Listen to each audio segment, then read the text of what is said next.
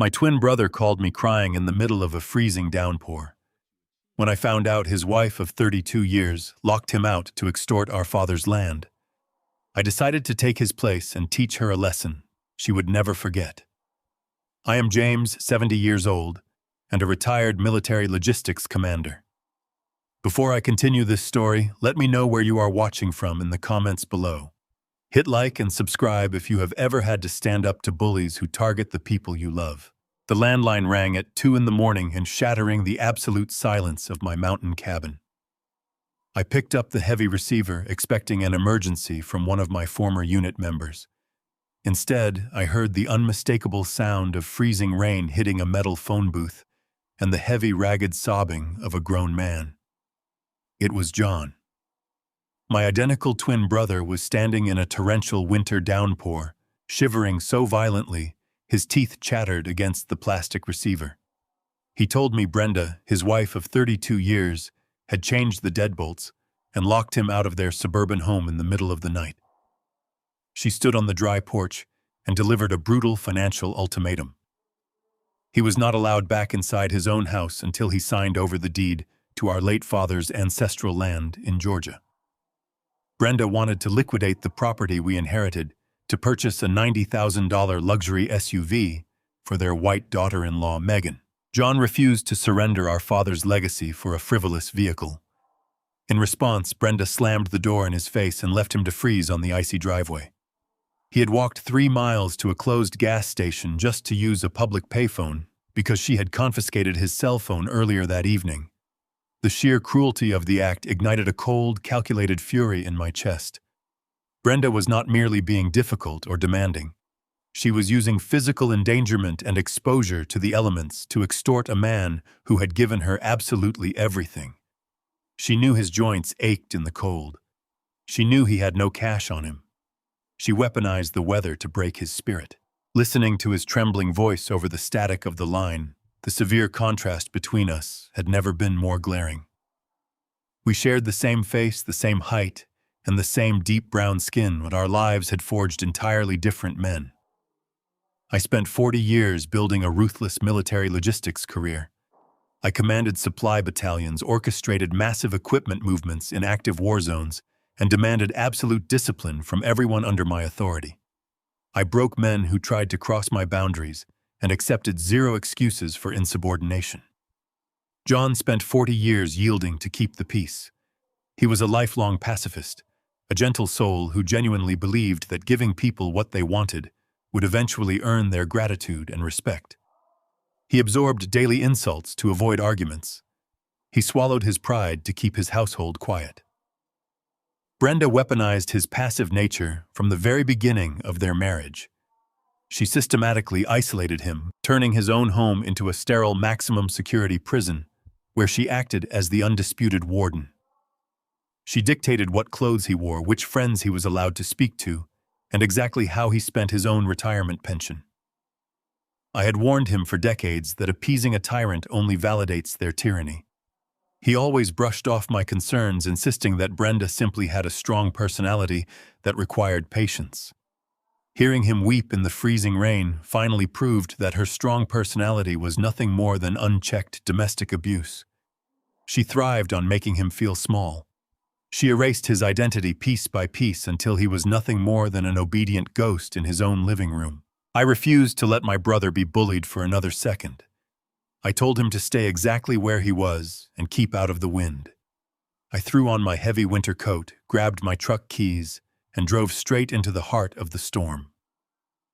The rain lashed furiously against the windshield, but my focus remained absolute. I found John huddled under the flickering neon awning of the abandoned gas station, his clothes soaked entirely through to his skin.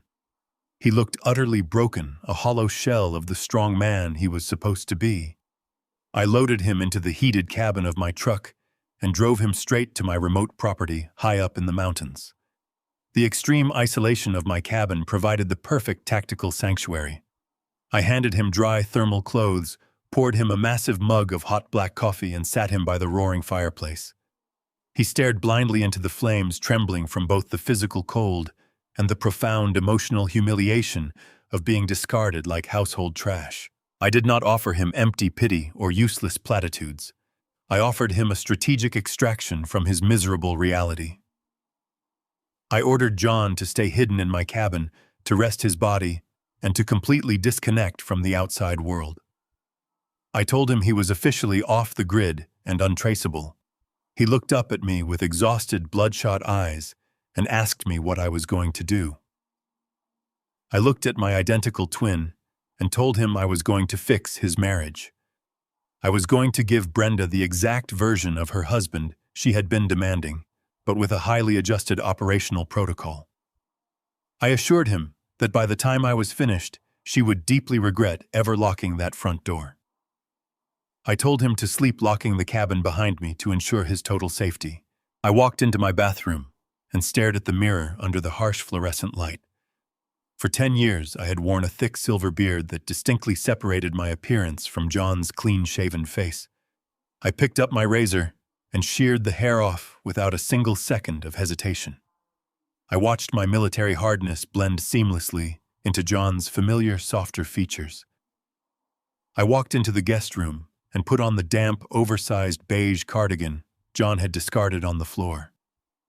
I slipped his gold wedding ring onto my left ring finger, feeling the unfamiliar weight of his miserable commitment. I took his house keys and his leather wallet, memorizing the contents to complete my cover. I left him sleeping peacefully by the fire and drove my truck back down the mountain. The violent storm had completely passed by the time I pulled into his upscale suburban neighborhood. The manicured lawns and pristine driveways perfectly masked the toxic reality festering behind their closed doors. I parked 2 streets away to keep my heavy military truck entirely out of sight. I walked up the driveway feeling the crisp morning air against my freshly shaven face. I stepped onto the pristine porch where Brenda had callously abandoned her husband hours earlier. I inserted John's silver key into the brass deadbolt of the front door. The lock clicked open with a heavy, satisfying thud. I turned the handle and stepped directly into my brother's 32-year nightmare, ready to initiate a severe tactical correction. I squared my shoulders, dropping the passive slouch John normally carried. Brenda expected a broken man crawling back to surrender his dignity.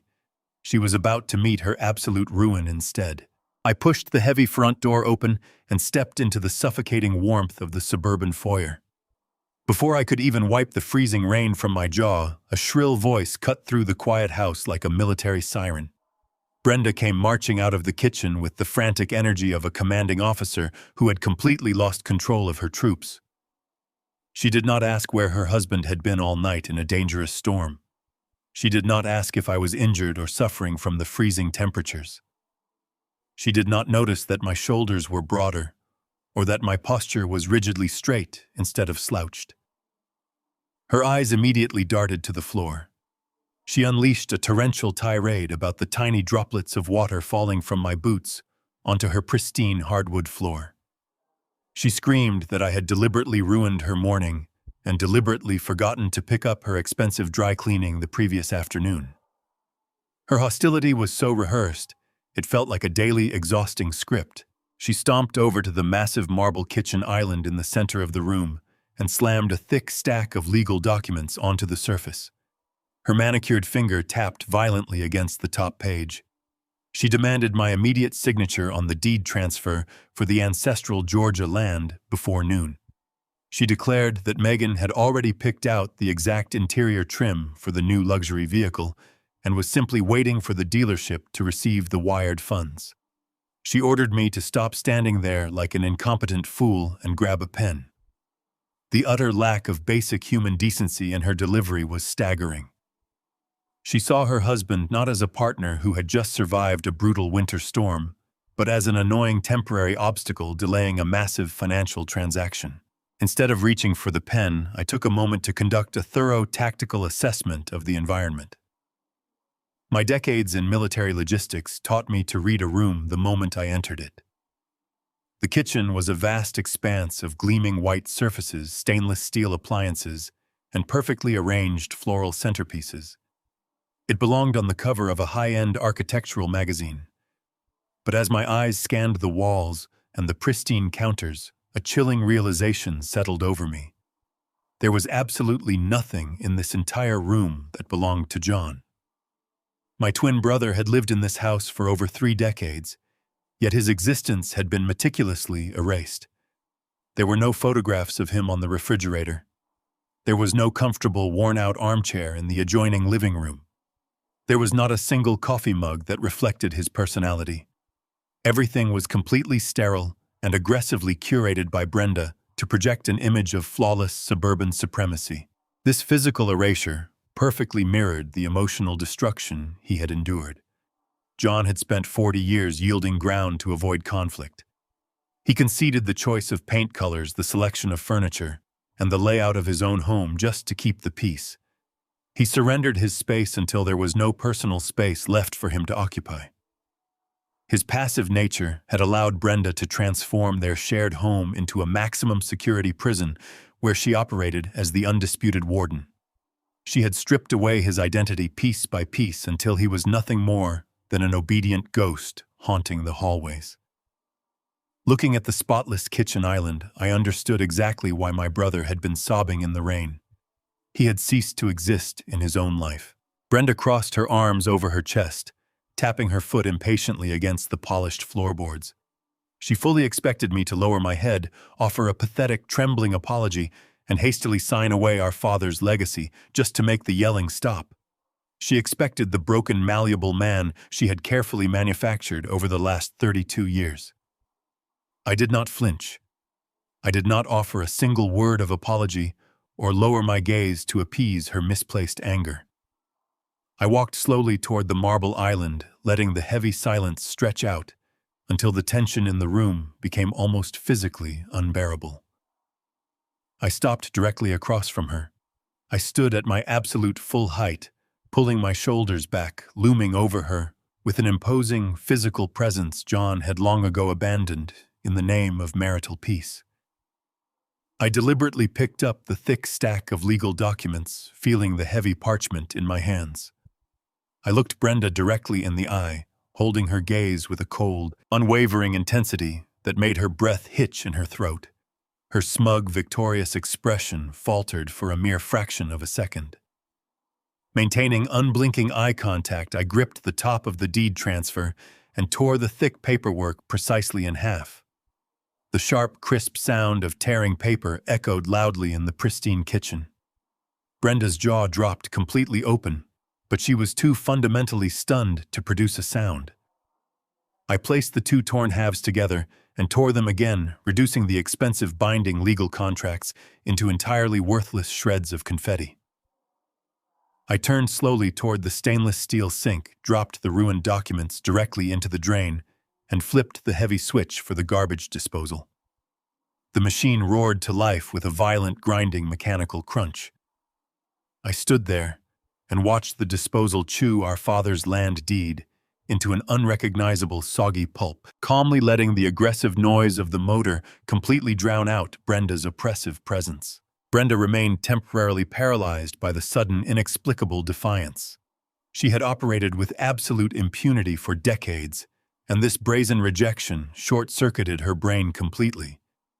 When the initial shock finally wore off, it violently morphed into an unhinged, venomous rage. Her face turned a deep, blotchy shade of crimson. She lunged toward the counter with frantic speed and snatched John's leather wallet and car keys right out from under my hand. She shoved them deeply into the pocket of her expensive silk robe, ensuring I had zero access to his physical assets. She shrieked that I had lost my mind and that I would pay dearly for destroying those critical papers. With a vicious, mocking sneer, she declared that my weekly financial allowance was permanently suspended until I crawled back to the lawyers and signed a duplicate contract. She announced that I was grounded like a misbehaving child, strictly forbidden from leaving the property or accessing a single dollar of our joint funds. She truly thought taking away the keys and the cash would instantly force me into a pathetic surrender. She intended to leave me entirely devoid of financial agency and basic transportation, locking me inside the sterile prison she had built. She spun around and marched down the hallway, slamming the master bedroom door so hard the framed paintings on the wall rattled violently against the plaster. She confidently believed she had won the morning battle by cutting off my supply lines. I stood alone in the quiet kitchen, listening to the heavy silence settle back over the cold house. She foolishly assumed I was trapped without any possible escape route. She did not know that a military logistics commander always establishes secondary supply lines before entering hostile territory. I turned my back on Brenda and her shrill, echoing threats. I stepped out of the kitchen and opened the heavy fire door leading into the attached garage. The space was meticulously organized, though none of the tools belonged to my brother. Brenda had converted his former workbench into a potting station for her imported orchids. I ignored her frantic footsteps echoing behind me. Before arriving, John had briefed me on his few remaining survival tactics. He kept a single spare ignition key taped securely under the bottom rim of the steel utility cabinet. I crouched down, ran my fingers along the cold metal edge, and peeled away the black electrical tape holding the brass key in place. I walked over to John's faded gray sedan. It was an unassuming 10-year-old vehicle that smelled faintly of pine air freshener and defeat. I unlocked the driver's side door and slid onto the worn fabric seat. The steering wheel was cold against my palms. I inserted the key into the ignition cylinder and turned it forcefully, fully expecting the familiar rumble of a combustion engine. Instead, the vehicle responded with a hollow, pathetic click. I turned the key a second time. The dashboard lights did not illuminate. The starter motor did not even attempt to turn over. The sedan was completely and utterly dead. I gripped the steering wheel, running through a rapid mental diagnostic of potential mechanical failures. A dead battery would at least offer a sluggish whine or a faint dashboard glow. This felt entirely surgical. The main power line had been severed. A shadow fell across the concrete floor of the garage. I turned my head slowly toward the interior doorway. Brenda leaned casually against the wooden doorframe. A smug, deeply victorious smirk stretched across her face, twisting her features into a mask of pure malice. She held her hand up into the dim light of the garage. Dangling effortlessly from her perfectly manicured fingers was the heavy plastic distributor cap to John's sedan. She had physically ripped the vital component right out of the engine block. My mind immediately registered the horrifying depth of her domestic control. This was not a spontaneous act of anger. This was a practiced routine mechanism of imprisonment. During our late-night conversation at my mountain cabin, John had tearfully confessed that his world had shrunk to a 2-mile radius. I now understood exactly how Brenda enforced those boundaries. She regularly dismantled his only mode of transportation to guarantee his total physical isolation. Whenever John wanted to visit his old fraternity brothers, attend his weekly veterans meeting, or even drive to his routine cardiology appointments, he had to beg for her explicit permission. If she deemed his requests unimportant, she would simply cripple the vehicle. She rendered him an absolute hostage inside the very walls he paid for. She proudly swung the distributor cap back and forth like a pendulum, waiting for me to panic. She expected me to step out of the vehicle, lower my head, and apologize for destroying the land deed. She expected me to trade my dignity for the mere privilege of leaving the driveway. For 40 years, my brother had chosen to swallow his pride rather than fight this daily psychological warfare. He chose the quiet humiliation of a dead engine over the loud exhaustion of a screaming match. I looked at the mechanical part swinging from her hand and felt a dangerous, icy calm settle deeply into my bones. I did not beg for the distributor cap. I did not raise my voice or offer the desperate apology she so eagerly anticipated. Instead, I let out a low, cold laugh that echoed sharply off the concrete walls. Brenda's triumphant smile faltered. The sound of my laughter completely disrupted her established power dynamic. She took a hesitant step back, suddenly unsure of the man sitting in the driver's seat. I calmly pushed the heavy car door open and stepped out of the useless sedan. I reached into the inner breast pocket of my oversized cardigan. While Brenda had eagerly snatched John's wallet and primary keychain off the kitchen counter, she remained completely unaware of the secondary, heavily encrypted smartphone I carried at all times. In my line of work, navigating hostile environments required redundancy. I never relied on a single line of communication. I pulled the sleek black device from my pocket and tapped the illuminated screen. I bypassed the standard ride-sharing applications entirely. I accessed a private executive transportation service I utilized for high-level corporate logistics. I requested an immediate priority black car dispatch directly to the suburban driveway. I authorized an expedited surge fee using my own heavily funded corporate expense account. I slipped the phone back into my pocket and turned to face my brother's tormentor. I walked right past Brenda, ignoring her entirely, and stepped out the side door of the garage into the crisp morning air. The storm from the previous night had completely washed the neighborhood clean. I stood at the end of the paved driveway, with my hands clasped firmly behind my back. I adopted the rigid, immovable posture of a military commander surveying a secured perimeter. I breathed in the fresh air, entirely unbothered by the lack of a personal vehicle. I had effectively neutralized her primary method of physical control without raising my voice a single decibel. I simply stood my ground and waited for my extraction. Brenda followed me out to the driveway. She clutched the distributor cap tightly against her chest, her mouth hanging open in absolute bewilderment. She could not comprehend why I was standing outside in the cold without a wallet, a car, or a shred of panic. Her confusion morphed into visible shock as a sleek, heavily tinted luxury SUV turned the corner and glided smoothly down the suburban street. The imposing vehicle pulled directly to the curb right in front of our house. A professional driver in a tailored suit stepped out quickly and opened the rear passenger door for me. I did not look back at the woman who had terrorized my twin for 3 decades. I climbed into the pristine leather interior of the luxury vehicle and instructed the driver to take me straight to the central branch of John's primary banking institution. As the heavy door shut, sealing me in quiet luxury, I watched Brenda through the tinted glass.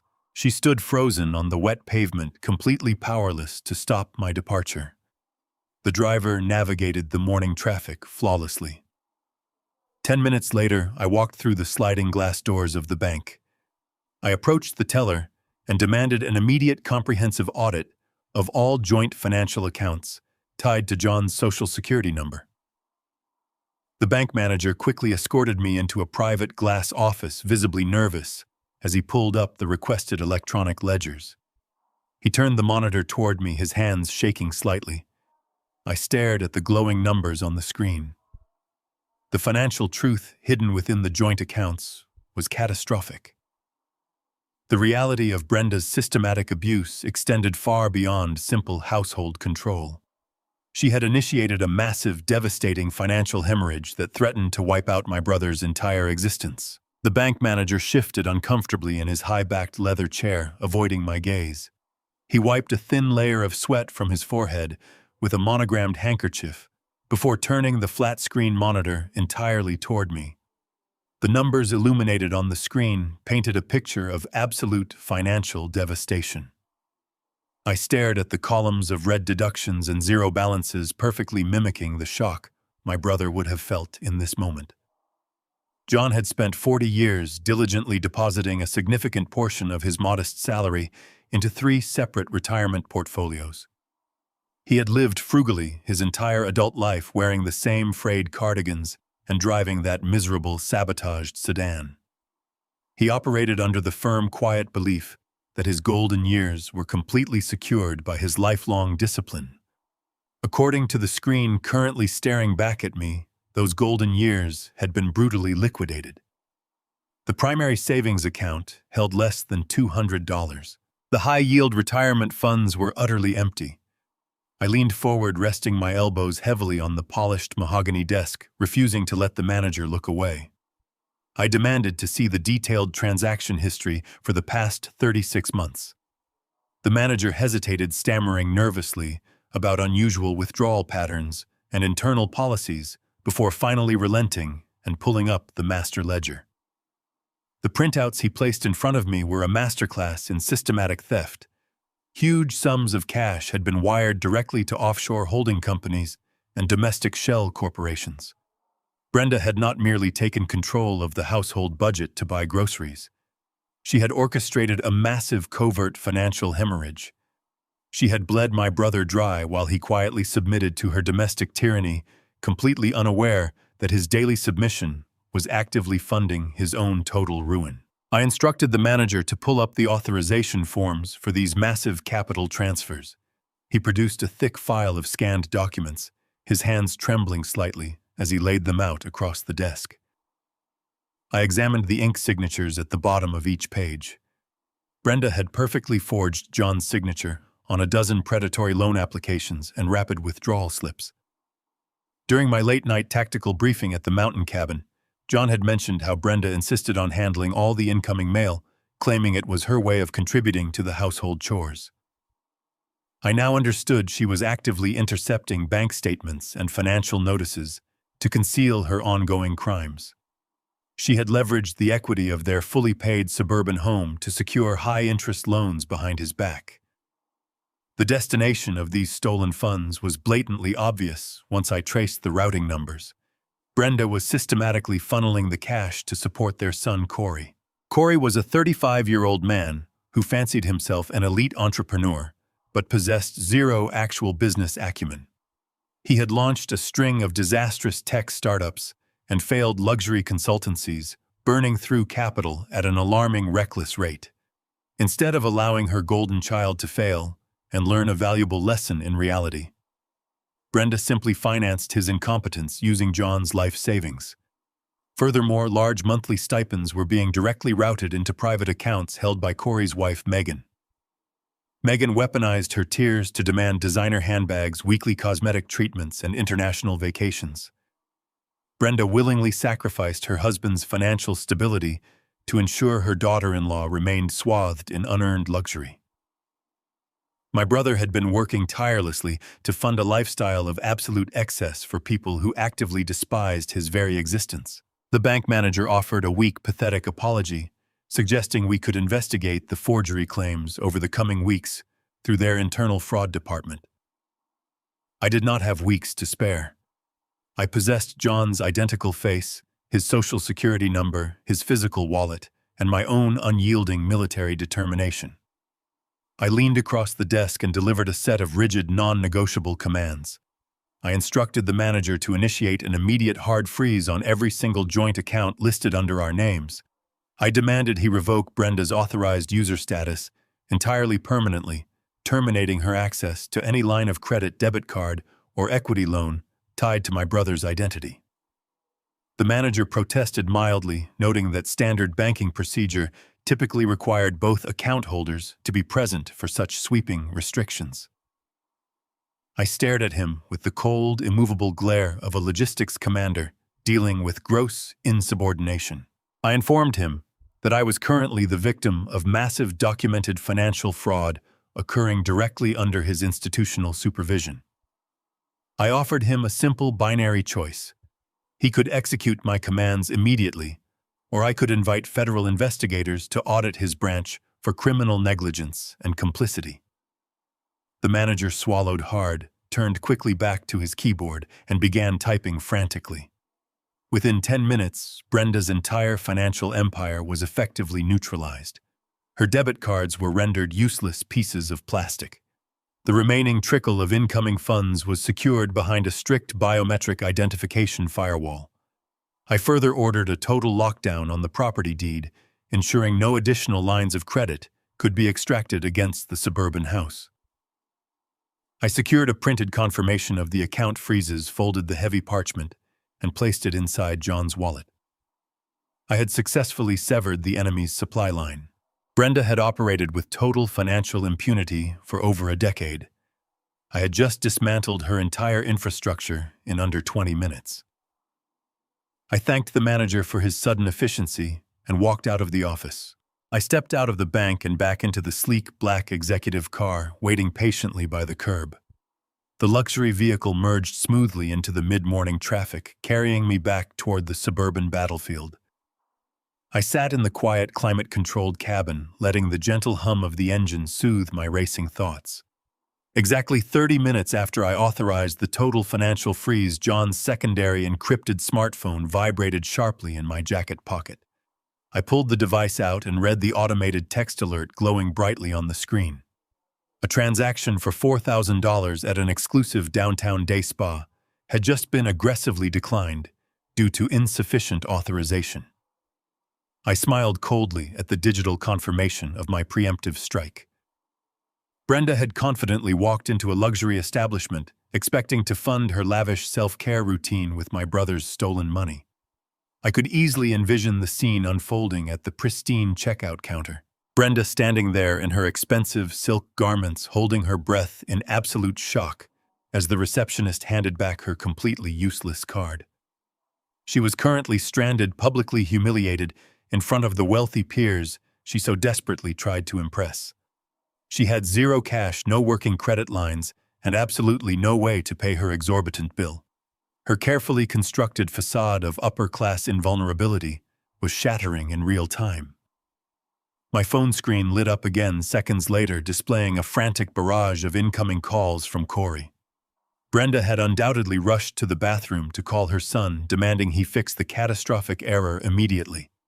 She expected Corey to intimidate his weak, passive father into unlocking the accounts. She was actively orchestrating a swift retaliation, rallying her entitled troops to crush the sudden rebellion. I watched Corey's name flash repeatedly on the screen, completely unbothered by his growing desperation. I slid the phone back into my pocket and instructed my driver to return to the house. I sat in the center of the immaculate living room, resting in an uncomfortably stiff designer armchair that Brenda had undoubtedly chosen for sterile aesthetics rather than actual human use. The heavy oak front door practically exploded inward, striking the drywall with a violent crash that echoed sharply through the quiet suburban house. Corey stormed across the threshold with the frantic, unearned entitlement of a man who had never been told no in his entire adult life. He was a tall man, soft around the middle, wearing expensive golf attire that my brother's stolen home equity had undoubtedly paid for.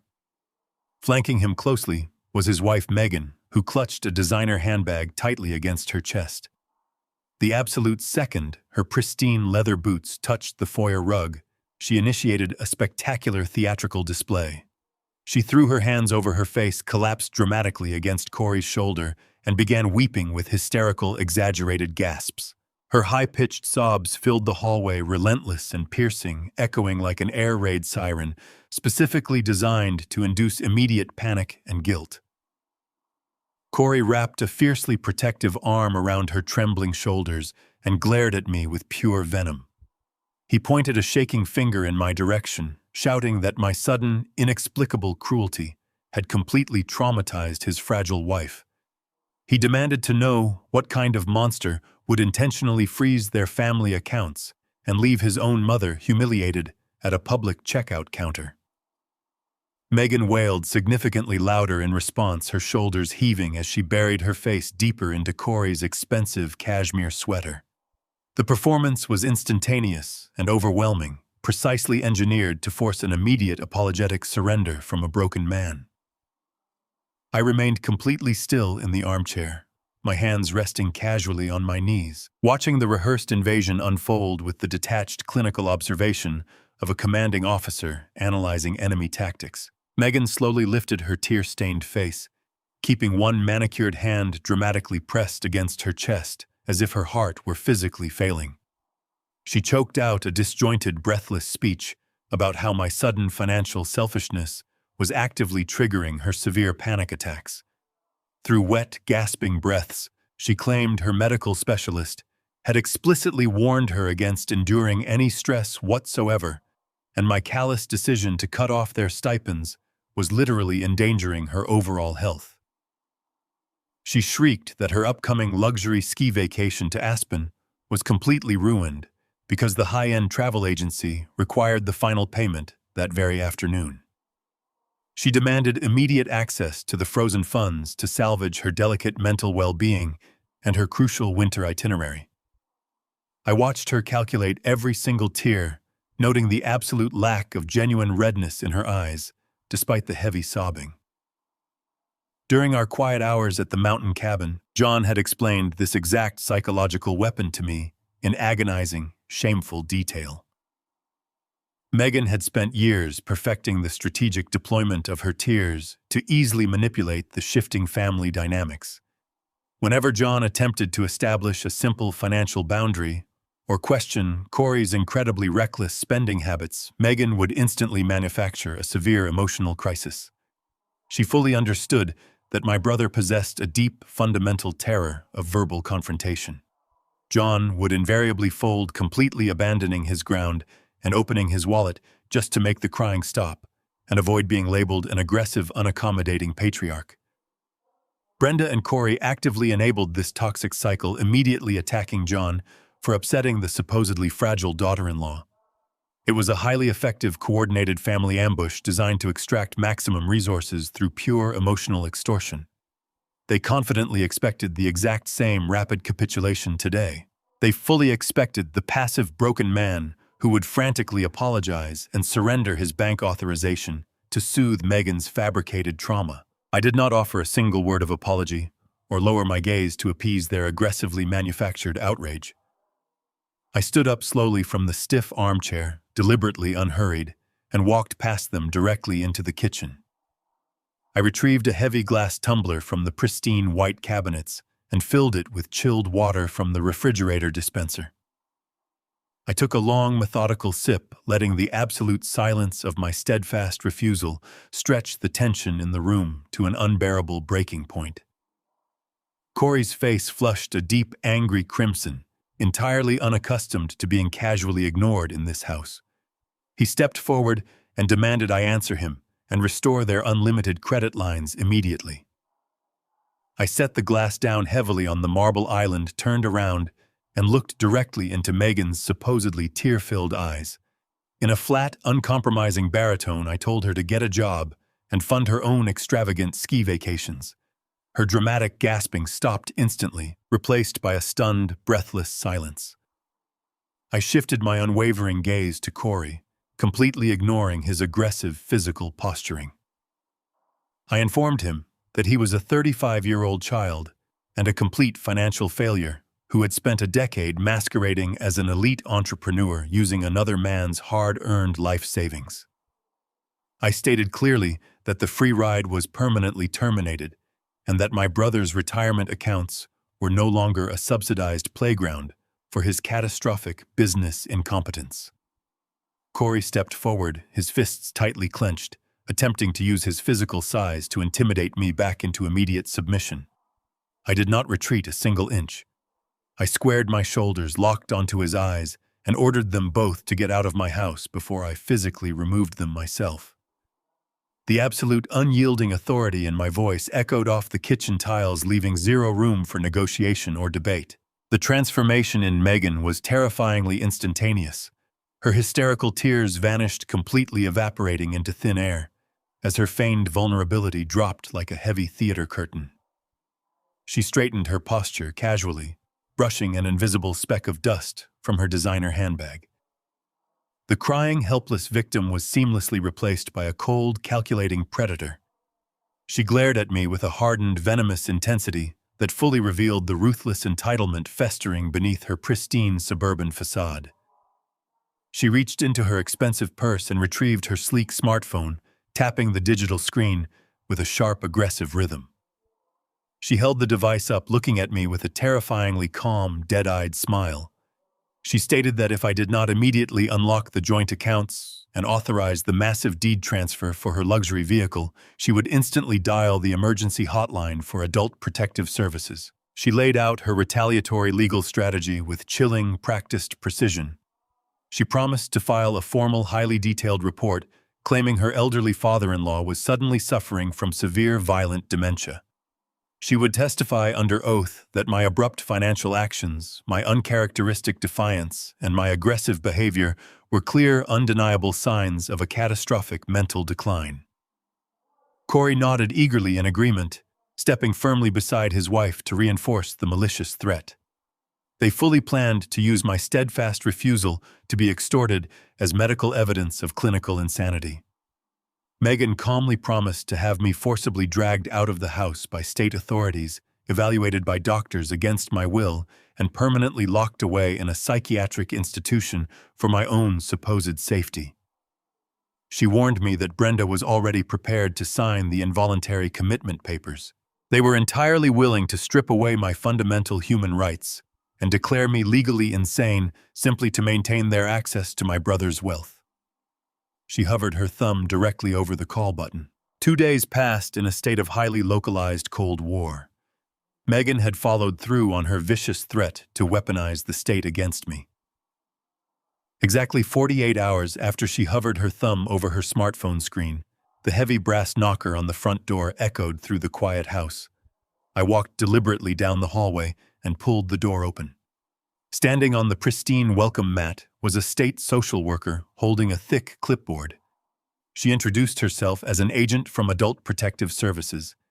Standing directly behind her, radiating a deeply triumphant and entirely smug satisfaction, was Brenda. My sister-in-law had clearly orchestrated this exact moment, perfectly coordinating her return to the house to coincide with the government intervention.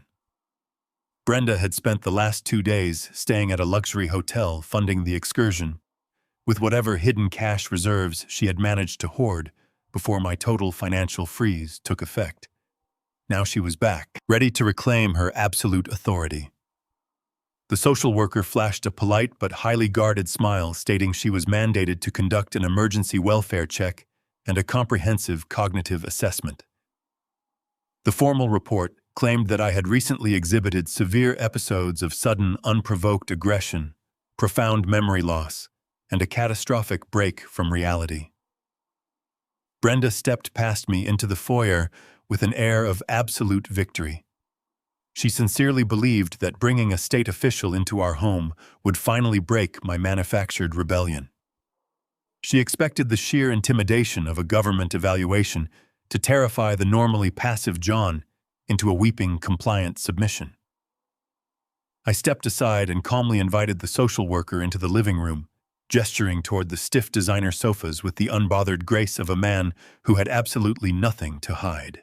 We took our seats in the aggressively sterile living room. The social worker unclicked her pen and began asking standard baseline questions designed to test orientation and memory. Before I could even open my mouth to state my own name, Brenda immediately hijacked the conversation. She leaned forward with a sickeningly sweet display of false maternal concern, answering every single inquiry on my behalf.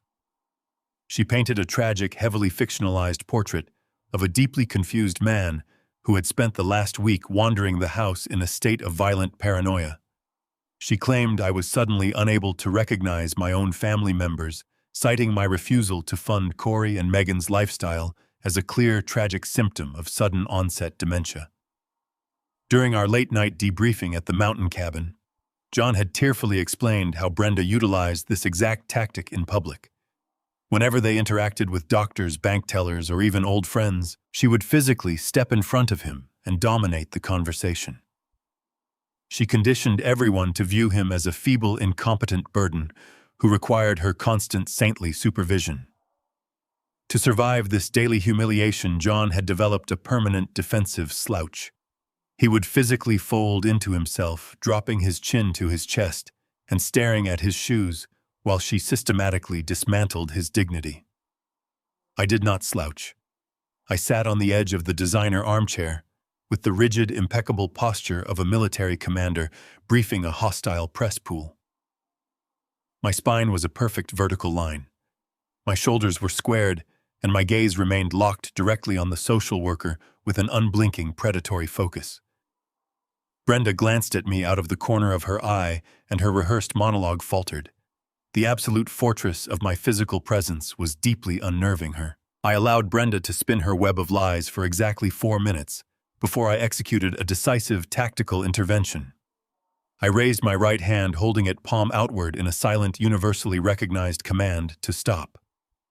The sheer authority in the gesture silenced Brenda mid-sentence. I turned my attention completely to the state social worker. I politely but firmly requested that my wife cease her unauthorized testimony so I could speak for my own mental competency. I then proceeded to answer the standard cognitive assessment questions flawlessly. I recited the current date, the exact time, the names of local political leaders, and effortlessly performed the requested reverse mathematical calculations without a single stutter. The social worker's skeptical expression slowly dissolved into profound confusion. She was clearly expecting a combative, senile patient, not a highly articulate man possessing absolute mental clarity. Once the baseline assessment was formally complete, I smoothly pivoted the entire operational focus of the meeting. I reached beneath the cushion of my armchair and produced a thick, meticulously organized manila folder I had prepared earlier that morning. I handed the heavy file directly to the state agent. I informed her that she was completely correct to investigate this household, but she had been fundamentally misled about the true nature of the ongoing abuse. I instructed her to thoroughly review the printed documents I had provided. The folder contained crystal-clear photocopies of the drained retirement ledgers, the unauthorized high-interest loan approvals, and the forged signature transfers I had secured from the terrified bank manager. I spoke with a lethal, measured precision, detailing exactly how my wife and my son had been systematically draining my life savings for over a decade. I suggested that my sudden refusal to be robbed blind was now being maliciously framed as clinical insanity. I explicitly stated that Brenda was actively committing textbook elder financial abuse, and she was currently attempting to weaponize adult protective services to cover up her massive documented federal fraud. The social worker opened the manila folder and began to read the financial records. The atmosphere in the living room shifted with the sudden violent drop of barometric pressure before a hurricane. The agent flipped through the forged loan documents, tracing the massive columns of unauthorized withdrawals with her pen. When she finally looked up, all traces of her previous polite neutrality were completely gone. She cast a highly suspicious, deeply professional glare directly at Brenda. She informed my stunned sister-in-law that elder financial exploitation was a severe criminal offense and promised that her agency would immediately launch a full, comprehensive investigation into the joint accounts. She packed her briefcase, thanked me for my profound cooperation, and walked out the front door, leaving Brenda entirely cornered by her own trap.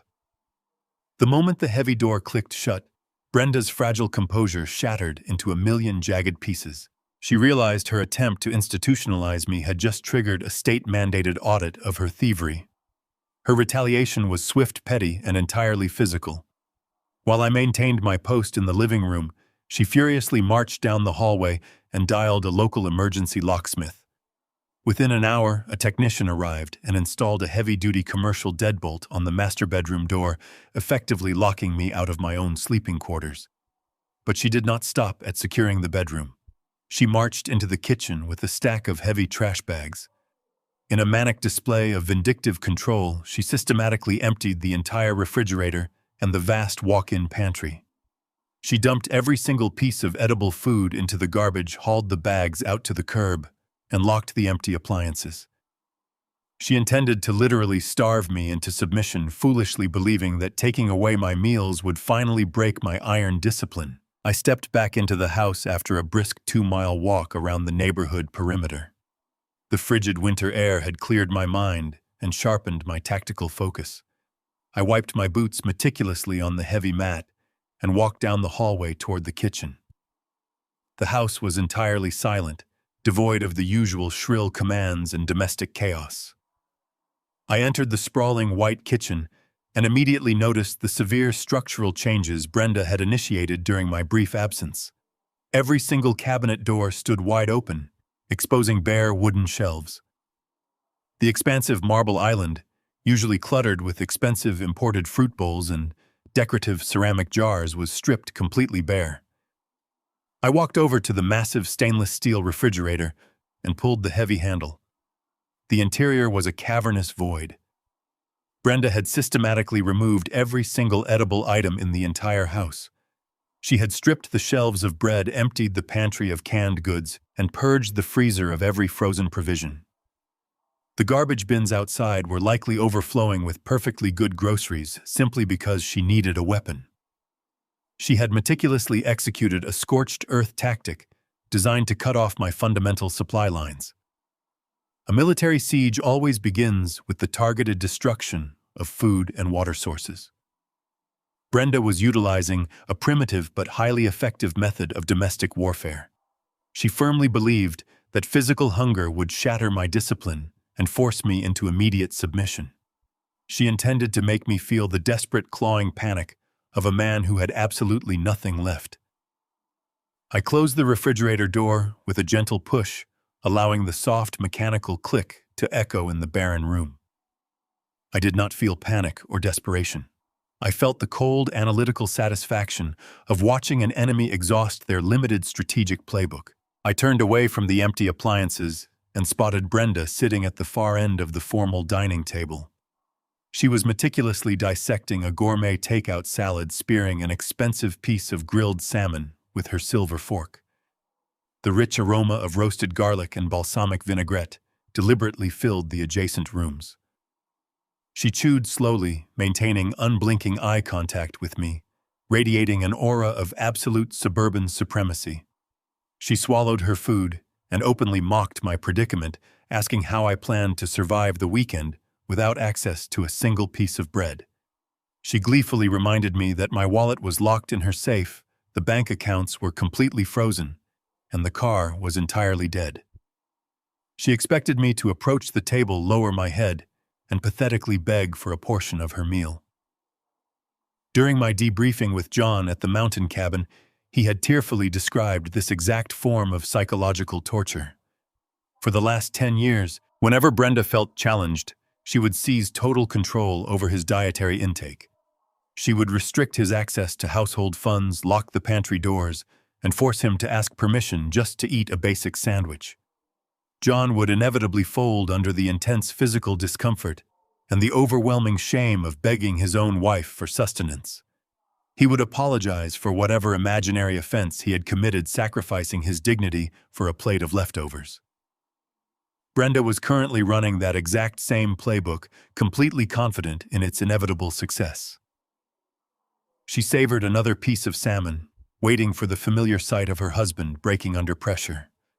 She anticipated my immediate surrender, entirely unaware that a logistics commander never embarks on a mission without securing highly classified independent supply routes. I did not utter a single word of protest or extend my hand to beg for a miserable scrap of her salad.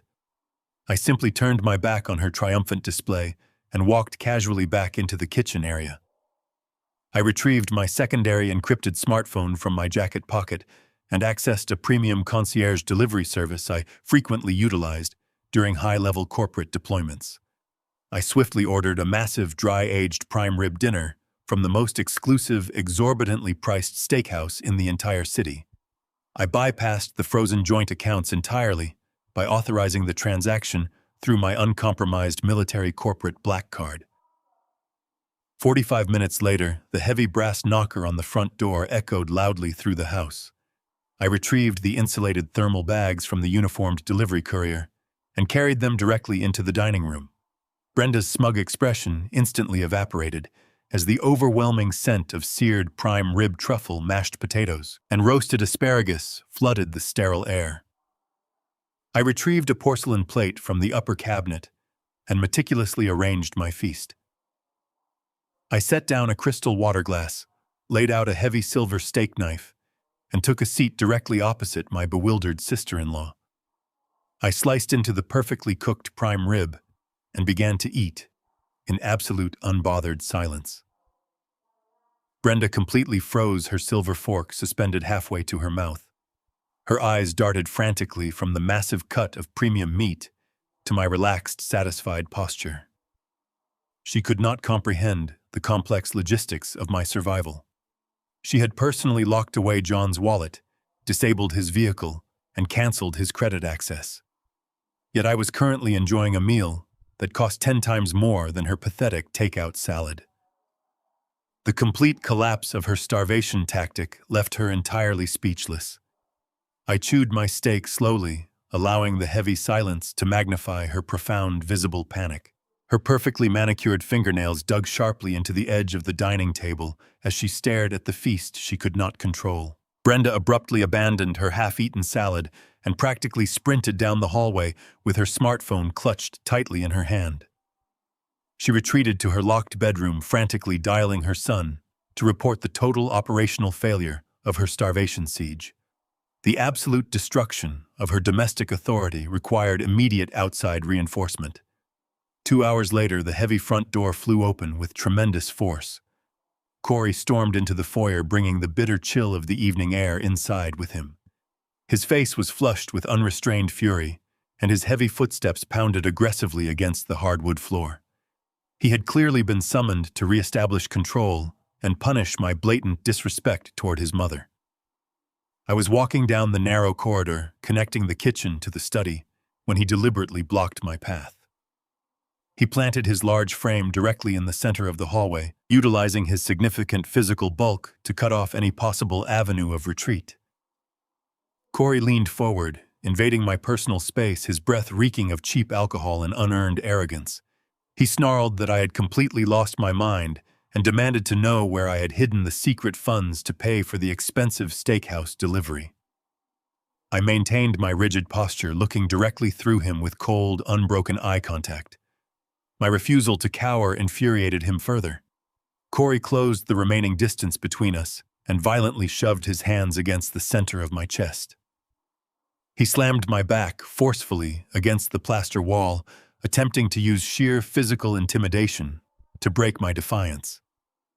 He expected me to crumble to the floor in a weeping, terrified heap, just as his father had always done to avoid escalating physical violence. He was about to make a catastrophic tactical error. Corey maintained his aggressive stance, pressing his substantial weight into my chest, pinning me firmly against the hallway plaster. He operated under the absolute certainty that this physical escalation would yield immediate dividends.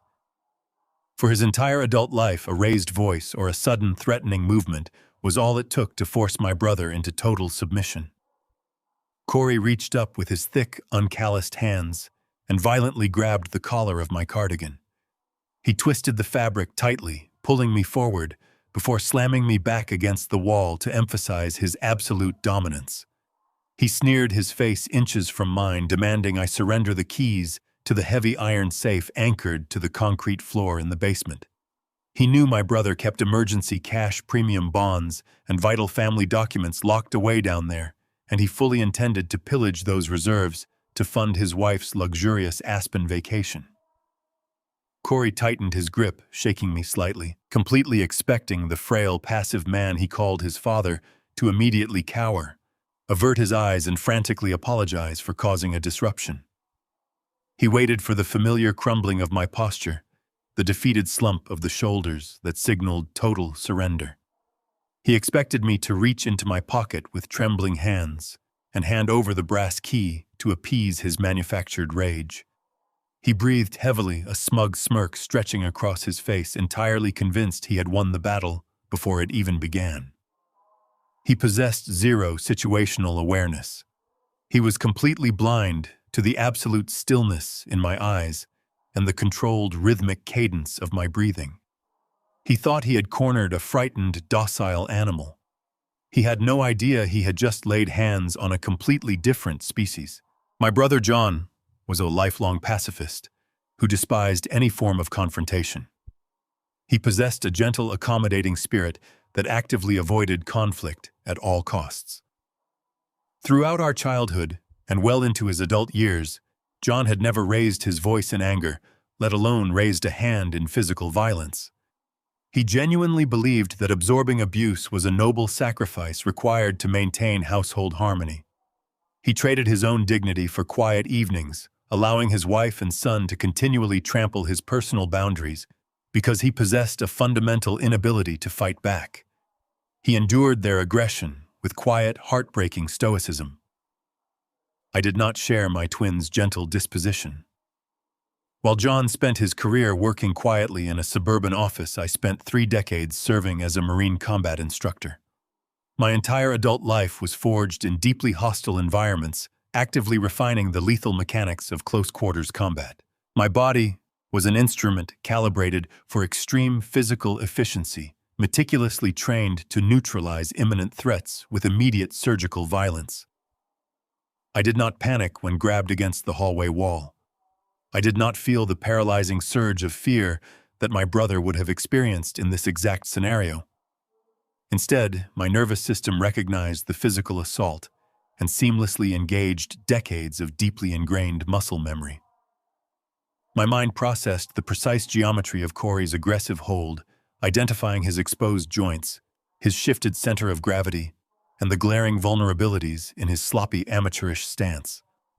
He was vastly larger than me, possessing the heavy, soft bulk of a man accustomed to sedentary luxury, relying entirely on intimidation rather than actual combat technique. As his thick fingers twisted the collar of my sweater, I felt the familiar icy calm of a tactical engagement settle over my senses. I did not attempt to argue with Corey or beg him to release his suffocating grip. I reacted with immediate, devastating precision. In a blur of motion, entirely too fast for his untrained eyes to track, my left hand shot upward, clamping rigidly over the back of his right hand to trap his fingers against my collarbone.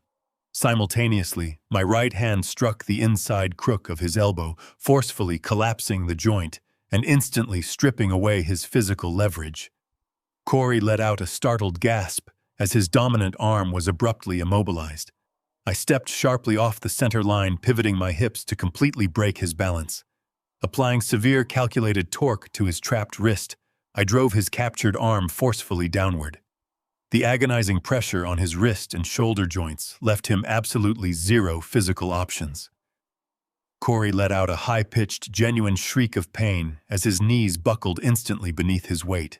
He collapsed heavily onto the hardwood floor in a tangled, uncoordinated heap. I maintained the vicious joint lock, driving his face firmly against the polished wooden planks, pinning him completely to the ground with a mere fraction of my body weight. The entire physical altercation lasted less than 3 agonizing seconds. It was a flawless mechanical execution of applied force. Corey gasped for air, his cheek pressed flat against the floorboards, completely paralyzed by the searing pain radiating through his trapped arm. He stared up at me with wide, terrified eyes, entirely unable to comprehend the sudden, violent reversal of power. The frail, passive father he had intended to effortlessly bully had just dismantled his physical assault with terrifying, lethal ease. I leaned over him, keeping the agonizing pressure perfectly steady. I did not raise my voice or show a single ounce of anger. I looked down into his panicked face and calmly advised him to never lay his hands on me again. I released his wrist and stepped back, adopting a relaxed, balanced stance, silently challenging him to stand up and try again. Corey did not attempt a secondary assault. He scrambled backward across the hallway floor like a frightened child, clutching his throbbing wrist tightly against his chest. He kicked his legs frantically to put maximum distance between us. His previous arrogance completely shattered by the sheer physical terror of the encounter. He scrambled to his feet, ignoring the sharp, lingering pain in his shoulder, and practically threw himself toward the heavy oak door. He threw it open and fled out into the dark, suburban night, sprinting down the paved driveway without looking back. He was absolutely terrified of the man he firmly believed was his own father. I stood calmly in the hallway, adjusting the collar of my cardigan to smooth out the wrinkled fabric. A slight movement caught my eye. Brenda was standing perfectly still in the shadowed doorway of the formal living room. She had silently witnessed the entire 3-second physical engagement from the periphery. I turned my head and met her shocked, wide-eyed stare. I did not offer an explanation for the sudden tactical violence or attempt to break the heavy silence. I simply held her gaze until she nervously took a step backward, retreating from the corridor. Brenda's deliberate attempt to utilize Corey as a blunt instrument of physical intimidation had failed catastrophically. She quickly realized that brute force would no longer guarantee my submission or grant her access to the basement safe. She retreated into the master bedroom and locked the heavy deadbolt behind her. I listened intently as she immediately grabbed her smartphone and dialed a notoriously corrupt family attorney she kept on retainer. The rules of engagement had fundamentally shifted. Brenda decided that the man standing in her hallway was no longer just a financial inconvenience. He was a violent, unpredictable threat. She initiated the legal machinery required to have me declared a danger to myself, preparing to legally incapacitate me through immediate institutional force. The morning sun had barely crested the suburban skyline when the sharp, rhythmic rapping of a heavy brass knocker broke the uneasy silence of the house. I was already awake, standing in the foyer, with a cup of black coffee, anticipating the enemy's next tactical maneuver. I pulled the heavy oak door open before the echoing knocks could cease. A uniformed legal courier stood on the porch, clutching a thick manila envelope sealed with bright red, tamper-evident tape. He asked for John, his eyes darting nervously toward the interior of the house as if expecting an altercation.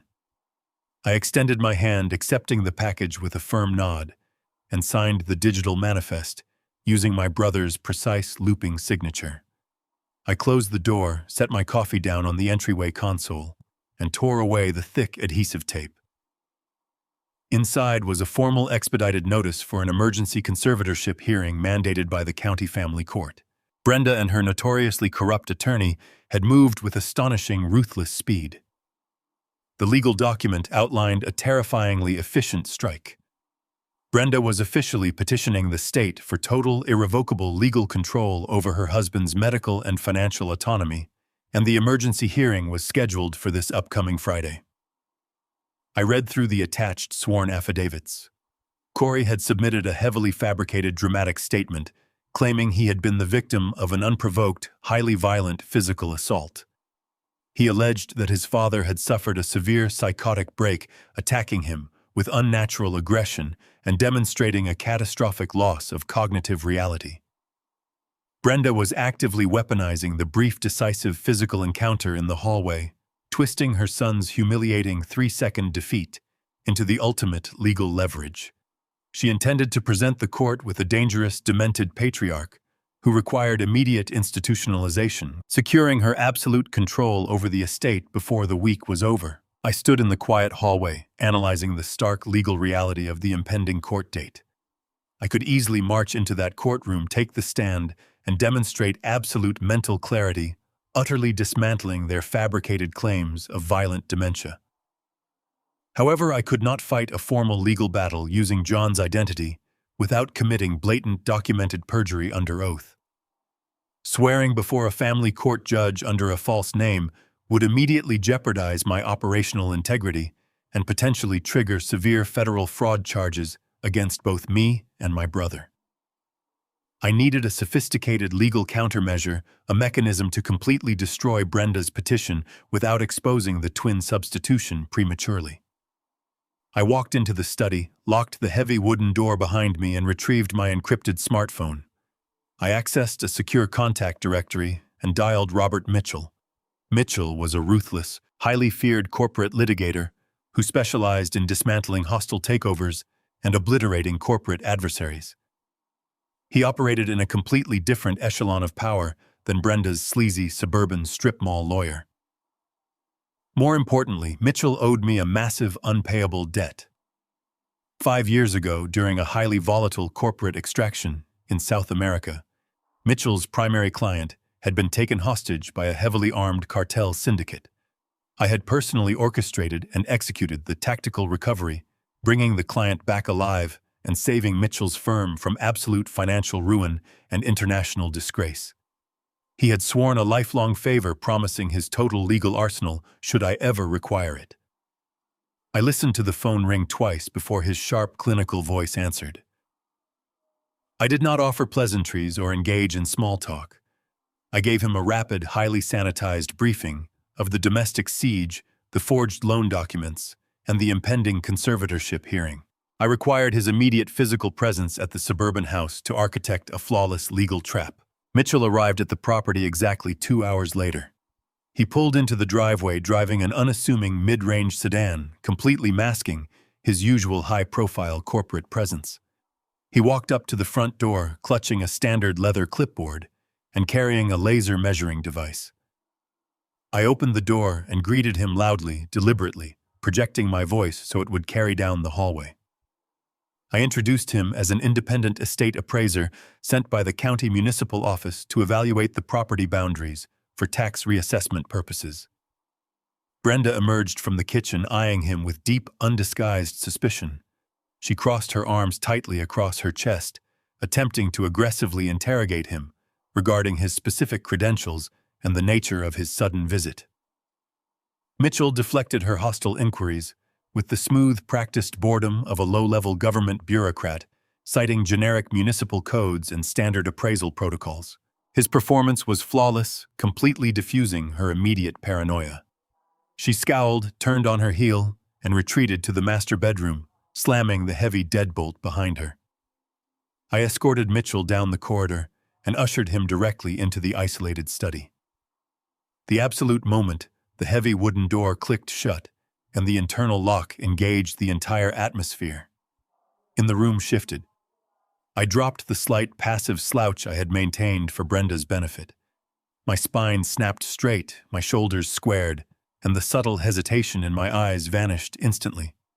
I poured 2 glasses of water from a pitcher on the shelf and handed one to the attorney.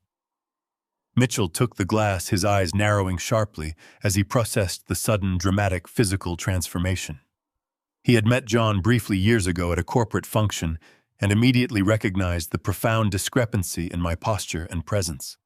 I looked directly into his eyes, completely dropping the carefully modulated pitch of my brother's voice. I spoke with my natural, commanding resonance, informing Mitchell that the man standing before him was not the broken suburban husband being targeted for institutionalization. I revealed my true identity, laying out the precise nature of the tactical substitution I had engineered to save my twin.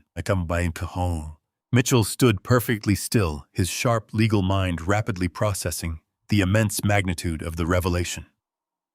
A slow, calculating smile crept across his face as he realized the sheer destructive potential of the trap we were currently sitting inside. Brenda and Corey were actively conspiring to defraud, institutionalize, and strip the human rights of a man who possessed unlimited corporate funding, elite military combat training, and top-tier legal representation. They were unknowingly walking into a catastrophic ambush. Mitchell eagerly opened his briefcase and began reviewing the forged loan documents, the frozen account ledgers, and the emergency conservatorship petition I had intercepted that morning. His eyes scanned the legal filings with predatory focus, identifying every single statutory violation and criminal vulnerability in Brenda's amateur strategy. He confirmed that we could easily orchestrate a devastating counterstrike in court, publicly destroying her corrupt lawyer and securing multiple felony fraud convictions against both Brenda and Corey. However, as he reached the final page of the domestic dossier, his confident smile suddenly vanished. He tapped a manicured finger against a hastily scrawled addendum attached to the back of the conservatorship notice. Mitchell looked up, his expression hardening into absolute gravity. He warned me that we were facing an immediate fatal vulnerability. Brenda's attorney had quietly scheduled a forced, heavily witnessed signing for the actual estate deed tomorrow morning, a full 48 hours before the Friday court hearing. She intended to use Corey's fabricated assault report to coerce an immediate signature under the threat of police intervention, transferring the entire physical property directly into her sole ownership. Mitchell stated bluntly that if I, acting as John, physically signed that specific legal document, the suburban house would be irrevocably lost. The jurisdictional nightmare required to legally unwind a witnessed deed transfer, even after revealing the identity switch, would take years of agonizing, expensive litigation. We had less than 24 hours to neutralize the final threat. Mitchell slipped out the back door just as the sun dipped below the tree line, leaving me to face the impending ambush. I did not have to wait long. The following evening, Brenda orchestrated her definitive strike under the transparent guise of a formal family mediation dinner. She marched into the formal dining room flanked by Corey, who was aggressively nursing his supposedly injured wrist in a dramatic medical sling, and an impeccably dressed man holding a heavy leather briefcase. This was her notorious, deeply corrupt family attorney, a man who built his lucrative career intimidating the vulnerable and executing hostile domestic takeovers. Brenda ordered me to sit at the head of the long table, treating me more like a hostile prisoner of war than a husband of 3 decades. She did not bother offering food, pouring water, or maintaining any pretense of suburban hospitality. The dining table was entirely cleared of any domestic warmth, transformed instantly into a cold, hard judicial tribunal. The attorney unlatched his briefcase with a sharp, echoing snap, the metallic sound cutting through the heavy tension like a gunshot. He extracted a thick stack of legal documents, sliding them precisely to the center of the polished mahogany wood. Brenda stood looming over me, her arms crossed tightly over her chest, radiating an aura of absolute tyrannical authority. She dispensed with the false maternal concern she had utilized for the state social worker and laid down a brutal, inescapable ultimatum.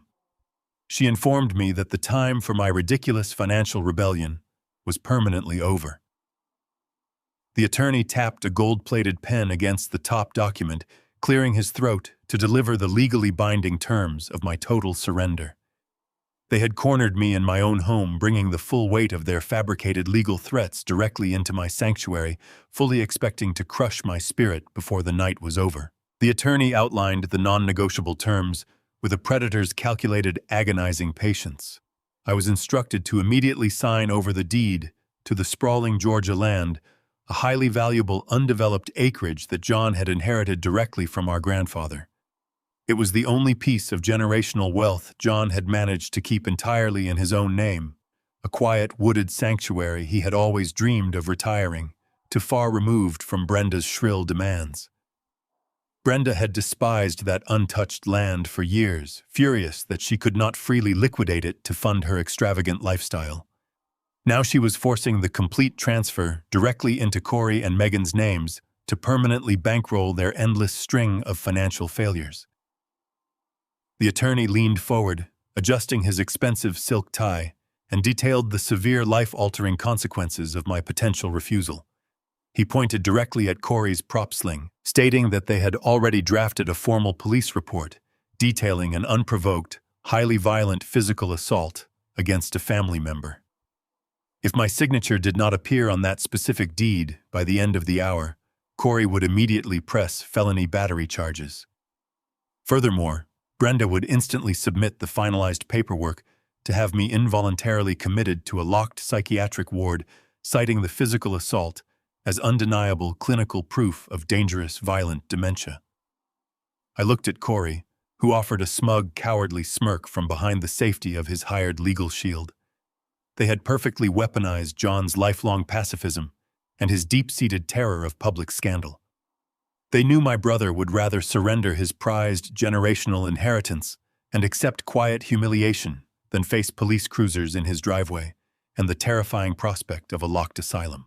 They had engineered a flawlessly brutal trap designed to exploit his exact psychological vulnerabilities and force a complete capitulation. I let a heavy, suffocating silence fill the dining room intentionally, allowing them to bask in the absolute certainty of their victory. I needed them to firmly believe the steel jaws of their trap had snapped shut flawlessly. I closed my eyes and forced a subtle, trembling breath through my lips. Slowly, deliberately, I let my shoulders collapse forward, completely abandoning the rigid, impenetrable military posture I had maintained for the past several days. I physically folded into myself until my chin rested weakly near my chest. I perfectly adopted John's characteristic defeated slump, staring blankly and hopelessly at the polished hardwood floor. The physical transformation was an immaculate piece of tactical theater. I allowed a look of profound, crushing despair to wash over my features, portraying a man whose entire spirit had just been irreparably broken by the sheer weight of his family's cruelty. Brenda let out a sharp, triumphant exhale, immediately recognizing the familiar physical submission of the husband she had systematically bullied for decades. The attorney slid the thick transfer deed across the table, tapping the exact dotted line requiring my permanent authorization. He uncapped the heavy gold pen and held it out to me with a patronizing, sickeningly condescending smile. I reached out with a deliberately unsteady hand, letting my fingers hover over the paper for a long, agonizing moment of feigned hesitation. I looked up at Brenda, adopting an expression of absolute shattered defeat, giving her the exact terrified surrender she so desperately craved. Then I lowered my head, gripped the heavy pen, and pressed the black ink to the thick parchment. I signed the comprehensive legal transfer without another word, sliding the document back across the mahogany surface. The physical act of signing seemed to drain the last remaining ounce of resistance from my body. I sat completely still, staring at my empty hands, projecting the ultimate portrait of a conquered man who had just signed away his entire future to save his miserable present. Brenda snatched the document from the table with the frantic, unhinged greed of a starving scavenger.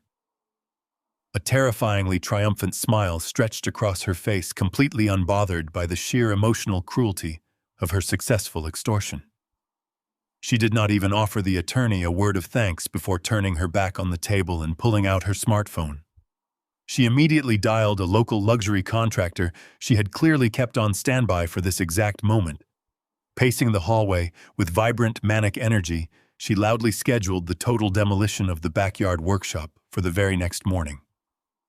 That small, weathered wooden structure had been John's only true sanctuary, a quiet place where he built intricate birdhouses and escaped her endless screaming.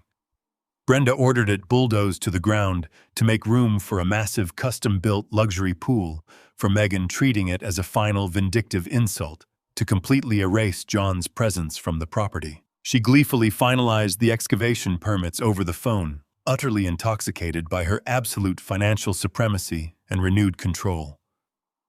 The corrupt attorney quickly packed his briefcase and let himself out the front door, securing his massive retainer for an hour of aggressive intimidation.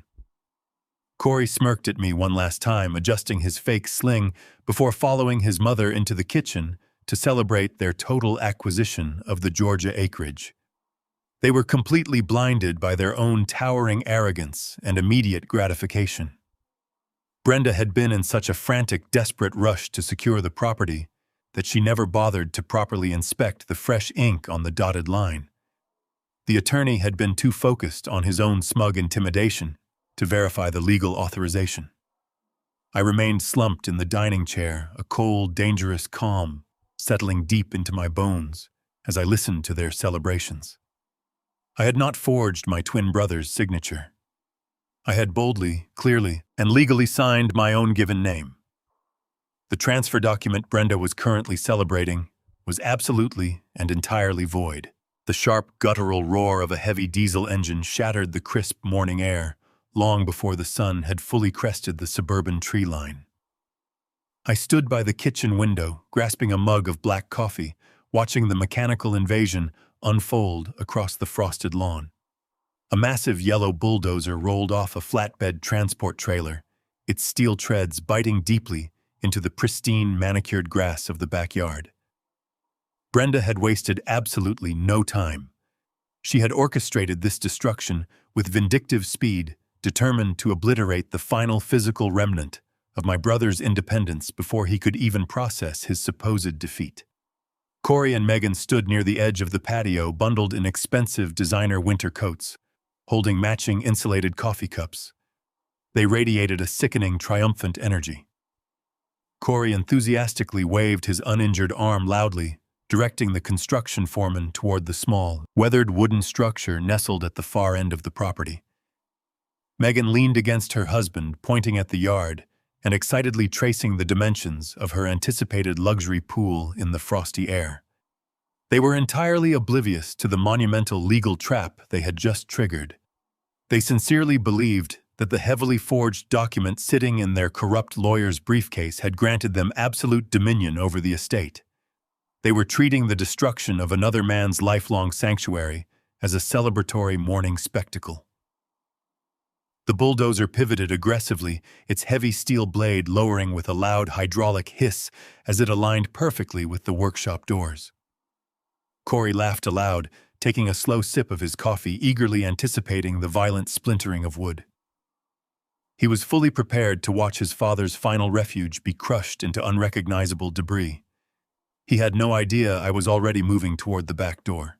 As I stepped out onto the frozen patio, my eyes locked onto the small wooden building, and a wave of profound sorrow washed over my tactical focus.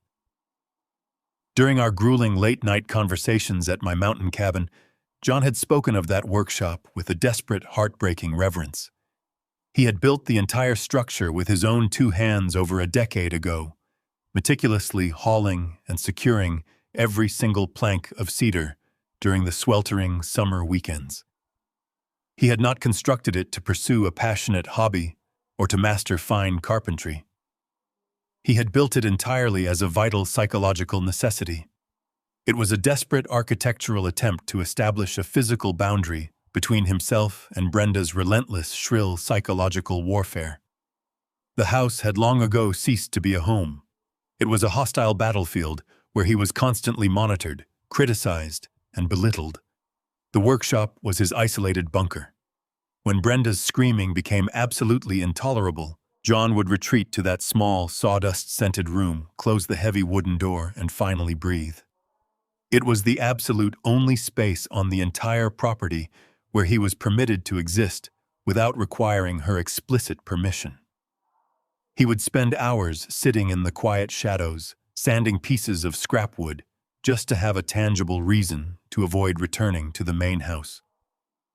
Brenda hated the workshop precisely because it represented a fraction of territory she did not completely control. She had spent years threatening to tear it down simply to remind him that even his isolation was a conditional privilege she could revoke at any moment. Seeing the heavy machinery advancing on that fragile sanctuary solidified the absolute necessity of my counterstrike. I was not merely protecting physical property. I was defending my brother's right to simply exist. I did not shout or wave my arms in a frantic display of panic. I descended the patio stairs with a measured, predatory stride, walking directly across the frost-covered grass toward the roaring machinery. The bulldozer was less than 20 yards from the workshop doors, the engine revving high as the tracks tore through the soil. Corey suddenly spotted my approach and began laughing loudly, nudging Megan to watch what he surely assumed would be my pathetic weeping attempt to physically shield the building. I ignored them entirely. I stepped deliberately into the direct path of the massive steel blade, planting my boots firmly into the earth and crossing my arms over my chest. The operator inside the cab immediately slammed on the air brakes, the sudden halt sending a violent shudder through the entire machine. The heavy diesel engine idled aggressively as the foreman leaped down from the metal side railing, his face flushed with irritation. He aggressively demanded that I clear the active demolition zone immediately, citing safety regulations and his strict contractual timeline. I reached into the interior pocket of my cardigan and smoothly extracted a crisp, notarized legal document, enclosed in a transparent, protective sleeve. I handed it directly to the aggressive foreman without shifting my immovable stance. I informed him with a perfectly flat, lethal calmness that he was currently holding a certified emergency cease and desist order issued by a federal judge less than an hour ago. I explicitly clarified that the property he was currently occupying was the subject of an active, high-level federal fraud investigation. I advised him that advancing his machinery a single inch further would immediately render him and his entire construction firm legally complicit in the destruction of active federal evidence. The foreman's aggressive bluster vanished the absolute second his eyes scanned the embossed judicial seal and the severe legal terminology highlighting massive financial penalties. He handed the document back, his hands shaking slightly, and immediately shouted a sharp command to his operator.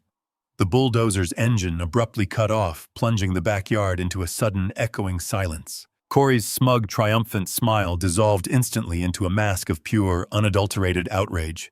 He dropped his coffee cup onto the frozen lawn and stormed across the yard, closing the distance between us with heavy, aggressive strides. He screamed that I had absolutely no legal authority to halt the construction crew. He aggressively jabbed his finger into the air, shouting at the top of his lungs that his mother had successfully secured the master property deed just last night. He arrogantly proclaimed that they had already filed the expedited transfer paperwork at the county courthouse the second the municipal doors opened this morning, making him the sole undisputed legal owner of the entire estate. I stood perfectly still, allowing him to exhaust his frantic, entitled tirade. I looked at Corey with an expression of profound, icy pity. I casually informed him that I was fully aware they had rushed to file the documents at the courthouse. I then smoothly clarified the fatal, catastrophic flaw in their brilliant legal strategy. I explained that the man who had sat slumping in the dining room chair last night had not signed my brother's name on that binding document. I had signed my own legal name, completely rendering the entire transfer void and fraudulent. I watched the blood drain entirely from Corey's face as the sheer magnitude of his irreversible mistake crashed down upon him. I lowered my voice to a sharp, dangerous whisper, ensuring every single syllable struck with maximum impact. I reminded him that submitting a forged invalid property deed to a government official was a severe felony offense. I noted casually that his corrupt attorney had filed that specific document under the strict, unforgiving penalty of perjury. They had just handed federal investigators the exact physical evidence required to lock them all away. Corey staggered backward across the frosted lawn, the color draining completely from his face as the lethal reality of my words took root in his mind. He practically sprinted back into the house, abandoning the idling bulldozer and leaving the bewildered construction foreman standing in the winter cold. Inside the sprawling kitchen, the celebratory atmosphere instantly evaporated. Corey frantically relayed the catastrophic failure of their legal trap to his mother, his voice cracking with uncharacteristic panic. Brenda snatched the heavily forged conservatorship documents from the granite island, her eyes frantically scanning the final page. The absolute realization that the master property deed was permanently void struck her like a physical blow. Her entire strategy had rested on securing that specific signature, and my deliberate use of my own legal identity had instantly transformed their brilliant extortion plot into documented felony fraud. Panic, raw and unadulterated, finally shattered Brenda's tyrannical composure. She realized with terrifying clarity that her corrupt attorney could no longer protect her, and that she had just handed federal authorities a signed confession of her criminal intent. She needed immediate, untraceable liquid capital to survive the impending legal fallout, or at the very least, to secure criminal defense counsel capable of keeping her out of a federal penitentiary. Without uttering a single word to her panicked son or her bewildered daughter-in-law, Brenda snatched her heavy leather designer handbag from the counter. She shoved the fraudulent power of attorney papers into the side pocket and rushed out the front door. She threw herself into her luxury SUV, the tires squealing aggressively against the asphalt as she sped away from the suburban estate. Her destination was the local municipal bank branch. She intended to completely liquidate the massive home equity line of credit before my legal counterstrike could freeze the remaining joint assets. Brenda stormed through the heavy glass doors of the bank with the frantic, entitled energy of a woman entirely accustomed to bending reality to her absolute will. She bypassed the orderly line of waiting customers, her expensive heels clicking sharply against the tile as she marched directly toward the primary teller station. For decades, Brenda had utilized a highly aggressive, combative social strategy to obliterate administrative protocols. She possessed a deeply ingrained belief that basic rules did not apply to her if she simply raised her voice to a shrill, threatening octave. She had built a lifetime of domestic and public supremacy by publicly humiliating service workers, bank clerks, and retail managers until they folded under the sheer weight of her manufactured outrage. She slapped her designer handbag onto the polished marble counter and extracted the fraudulent power of attorney. She shoved the forged legal document aggressively toward the young teller, demanding an immediate, unmitigated wire transfer of the maximum available home equity directly into her private, isolated checking account. She leaned heavily over the counter, invading the teller's personal space, radiating intense, unyielding hostility. She explicitly ordered the young woman to bypass any standard holding periods or managerial authorizations, citing a fabricated family medical emergency that required instant liquidity. Brenda glared sharply, fully expecting the clerk to instantly shrink back, avert her eyes, and frantically type the override commands just to avoid a highly public screaming confrontation. This specific intimidation tactic had worked flawlessly for her entire adult life, allowing her to dominate her passive husband and terrorize her suburban community. She drummed her perfectly manicured fingernails against the cold marble, her breath coming in short, arrogant bursts, entirely oblivious to the fact that her usual bullying mechanics were about to encounter a brick wall of federal jurisdiction. The young teller did not flinch, cower, or frantically attempt to appease the aggressive woman looming over her station. She calmly picked up the forged power of attorney, her expression remaining perfectly neutral and entirely professional. She typed John's account credentials into the secure banking terminal. The instant she hit the final key, the heavy monitor flashed with a severe, highly restricted, red warning banner. The account had been locked at the highest possible administrative level. The teller offered Brenda a polite, unbothered smile, smoothly stating that a transaction of this massive financial magnitude required a standard managerial override. Before Brenda could even begin to escalate her voice or unleash her characteristic verbal abuse, the heavy oak door of the branch manager's office swung open. Two unsmiling individuals dressed in sharp conservative dark suits stepped purposefully out into the open lobby. These were not local bank managers or easily intimidated suburban administrators. They were highly trained federal fraud investigators attached to the Financial Crimes Division. Attorney Mitchell had meticulously architected this exact scenario hours before the sun even rose.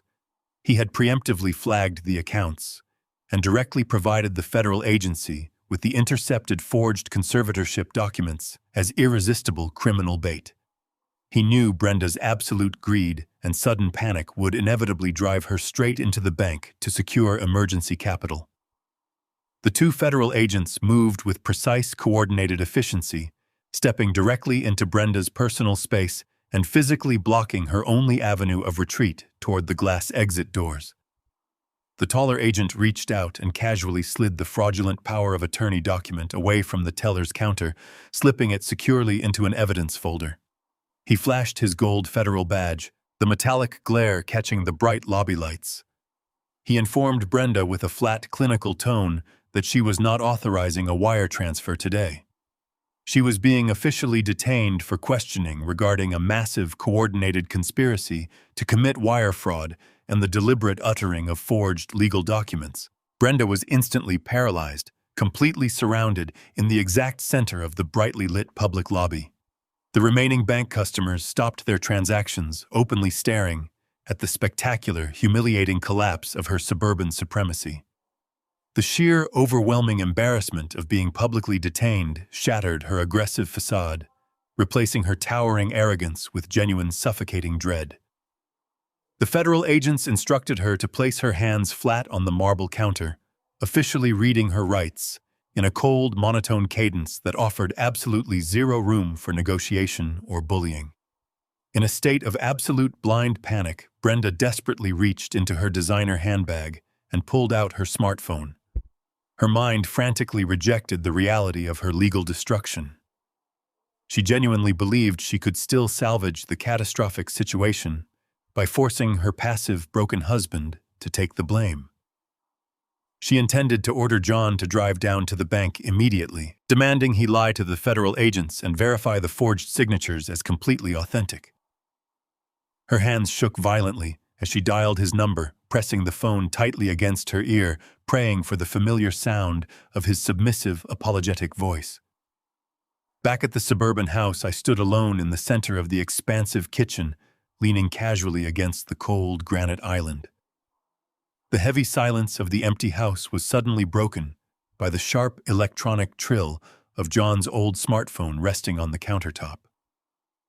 The bright screen illuminated the dark stone, flashing Brenda's name in frantic, repetitive bursts. I looked at the ringing device, fully visualizing the absolute terror and total loss of control she was currently experiencing in that bank lobby. A cold, deeply satisfied smile formed on my face. I picked up the vibrating phone, walked calmly across the kitchen, and dropped it directly into the deep stainless steel trash can.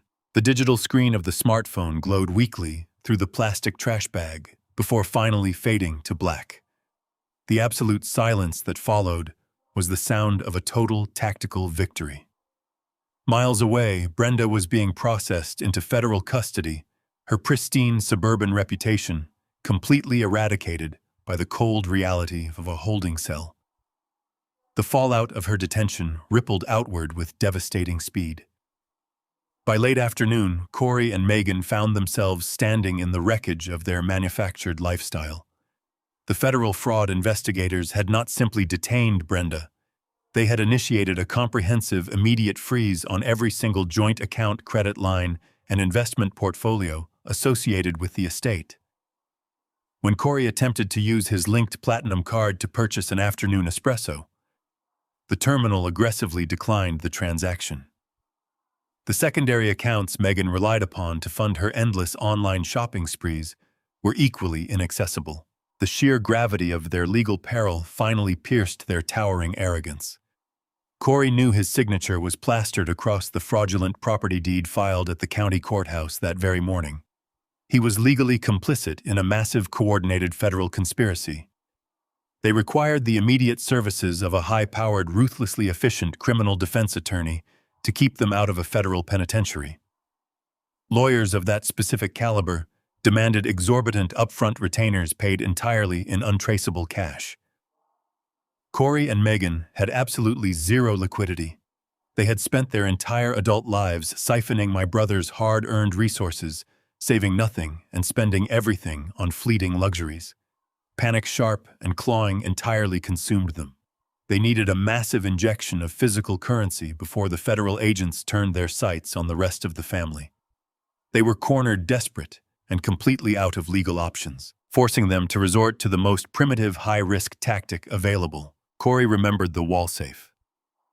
During my brother's quiet, desperate attempts to secure a fraction of his own financial independence, John had installed a concealed heavy-gauge steel safe behind the oak bookshelves in the ground-floor study.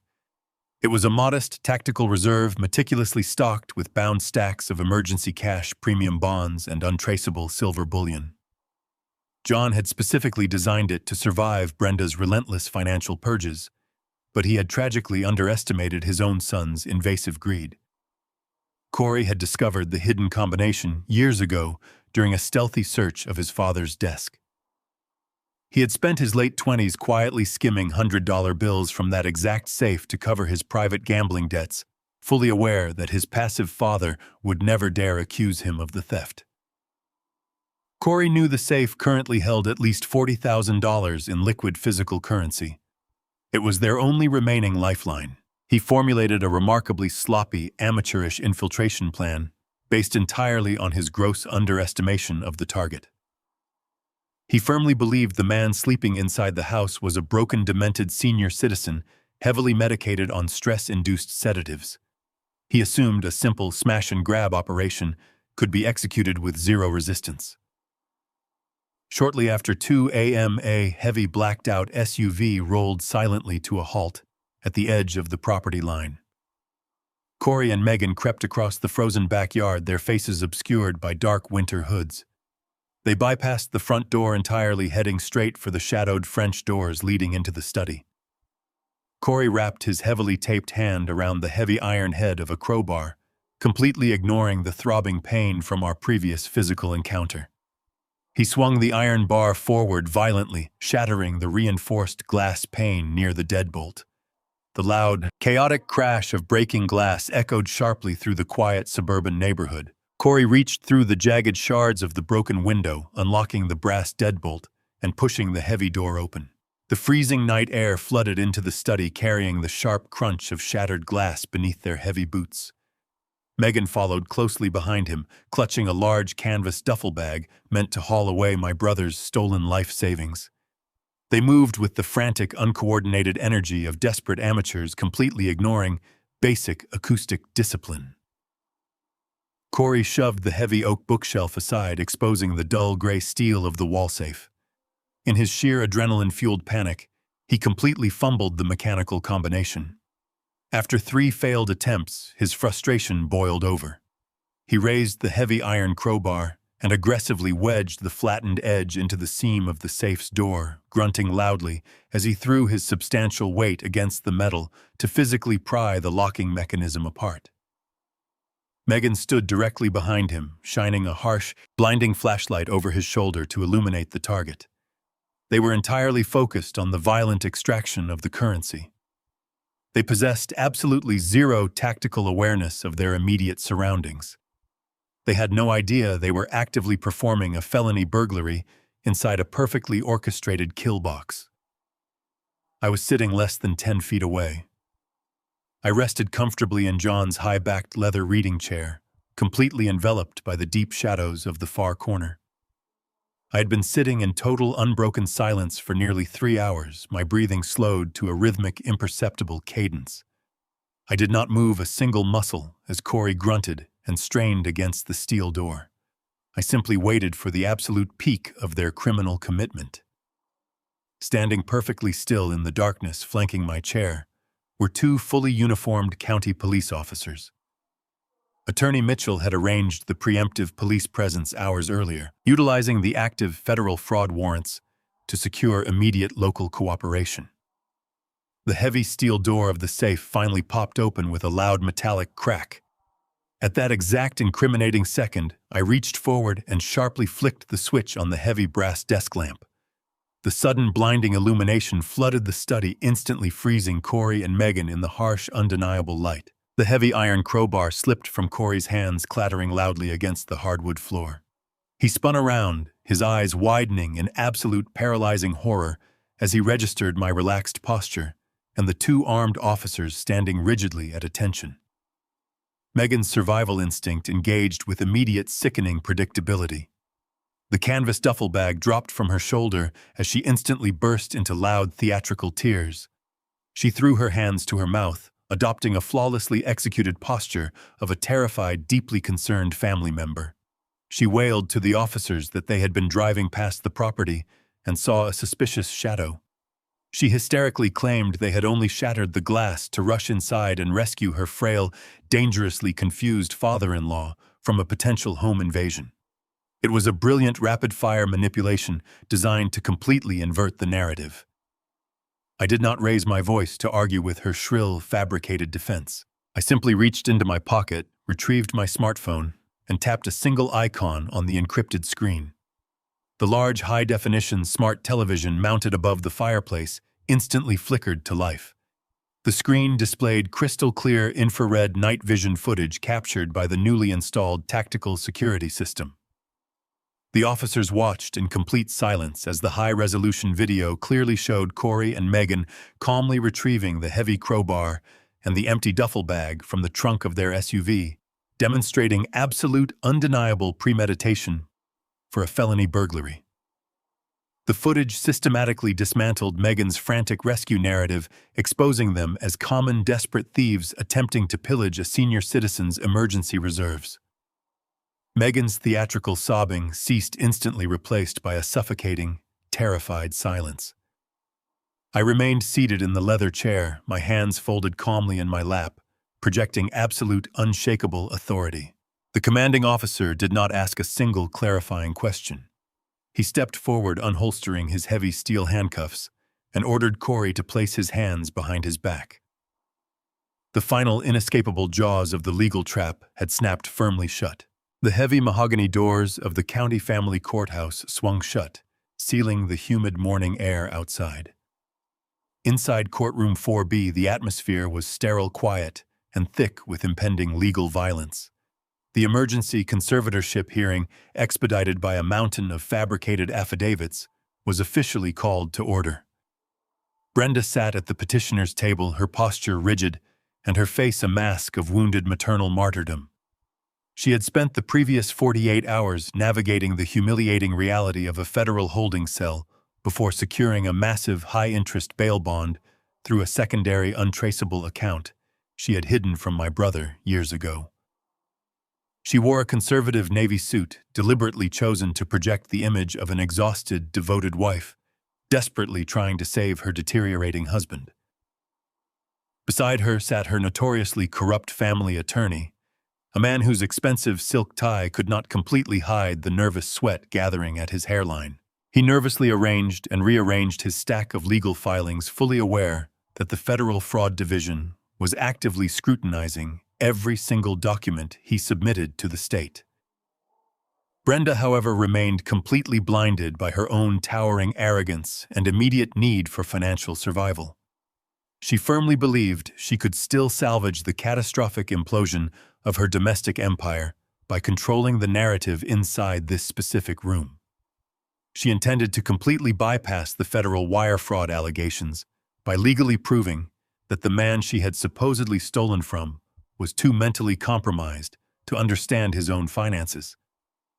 If she could secure the conservatorship today, she could retroactively authorize every fraudulent transaction she and her son had executed, effectively neutralizing the federal charges before the grand jury could even convene.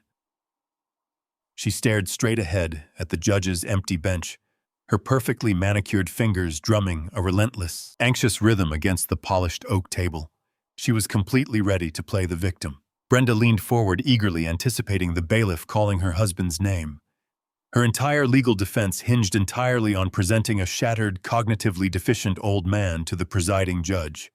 She needed the court to see the exact version of John she had meticulously cultivated and suppressed over the last 10 years. For a decade, Brenda had systematically isolated my twin brother from his former colleagues, his neighbors, and his extended family. She had intercepted his mail, monitored his phone calls, and aggressively driven away anyone who questioned his sudden, drastic withdrawal from social life. She had slowly convinced the entire suburban neighborhood that John was suffering from early-onset dementia, using his forced silence as irrefutable proof of his mental decline. She planned to use this heavily documented fabricated medical history to excuse the massive glaring discrepancies in their joint financial portfolios. When the judge inevitably asked about the drained retirement accounts and the forged property deeds, Brenda would weep softly, claiming she was merely forced to liquidate assets to afford specialized round-the-clock memory care for her violent, unpredictable husband.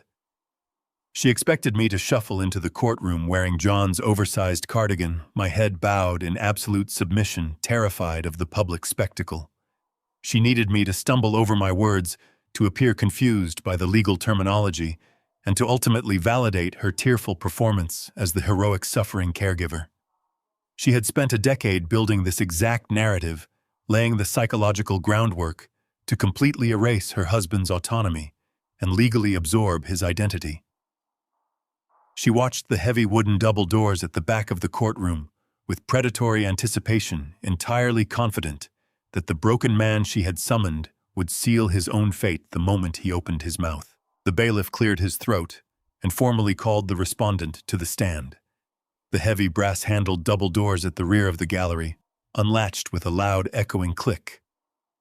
Every eye in the courtroom, including the presiding judges, shifted toward the entryway. I stepped through the threshold first. I did not shuffle. I did not avert my gaze. I wore a tailored dark charcoal suit that perfectly accommodated the broad, rigid set of my shoulders. My posture was immaculate, forged by decades of elite military discipline, and my stride was measured, balanced, and completely predatory. The rhythmic, heavy strike of my leather dress shoes against the center aisle tile echoed like a ticking clock. I walked directly past Brenda's table, turning my head just enough to lock eyes with her.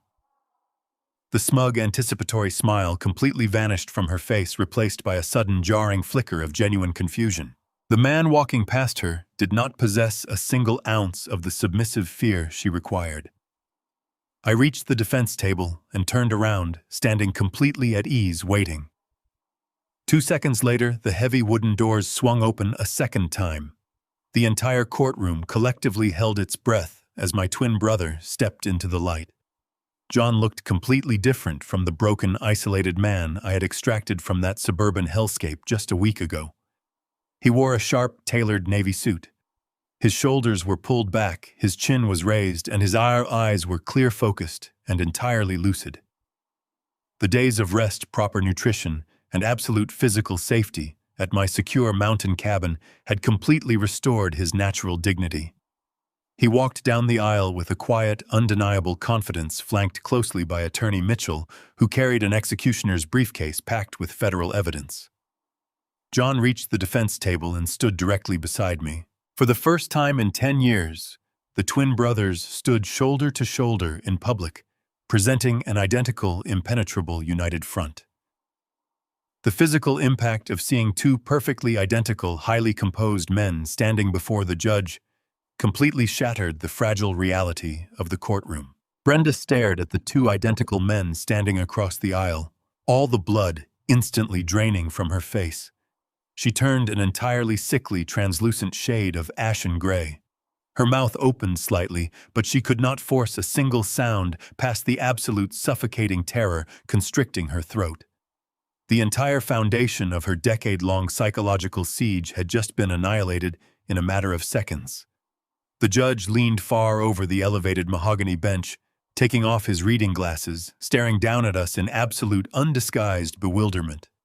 He looked rapidly from my face to John's face, entirely unable to comprehend the logistical impossibility of the scene unfolding before his court.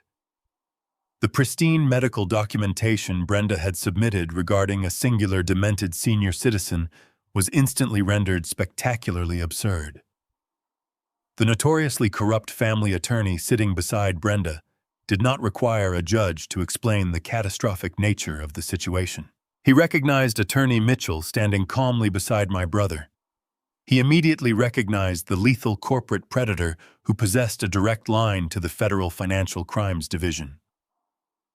The sleazy lawyer looked down at his own meticulously prepared conservatorship petition, suddenly realizing that every single signature he had aggressively verified, every fraudulent medical affidavit he had submitted, and every property deed he had forced into the public record had been part of a massive, perfectly orchestrated federal trap.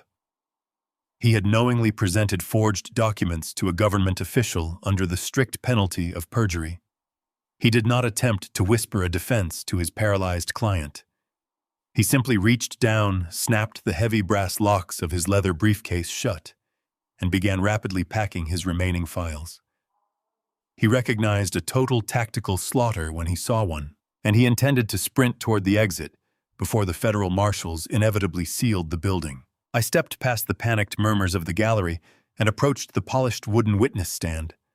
The presiding judge, still grappling with the sheer impossibility of two identical men standing before his bench, ordered the bailiff to swear me in.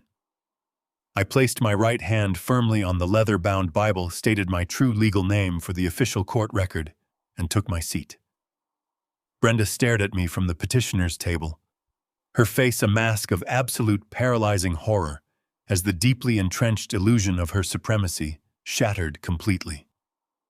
I did not raise my voice or demonstrate any vindictive emotion toward the woman who had tormented my family. I spoke with the cold, methodical precision of a military debriefing. I detailed the exact timeline of the tactical substitution.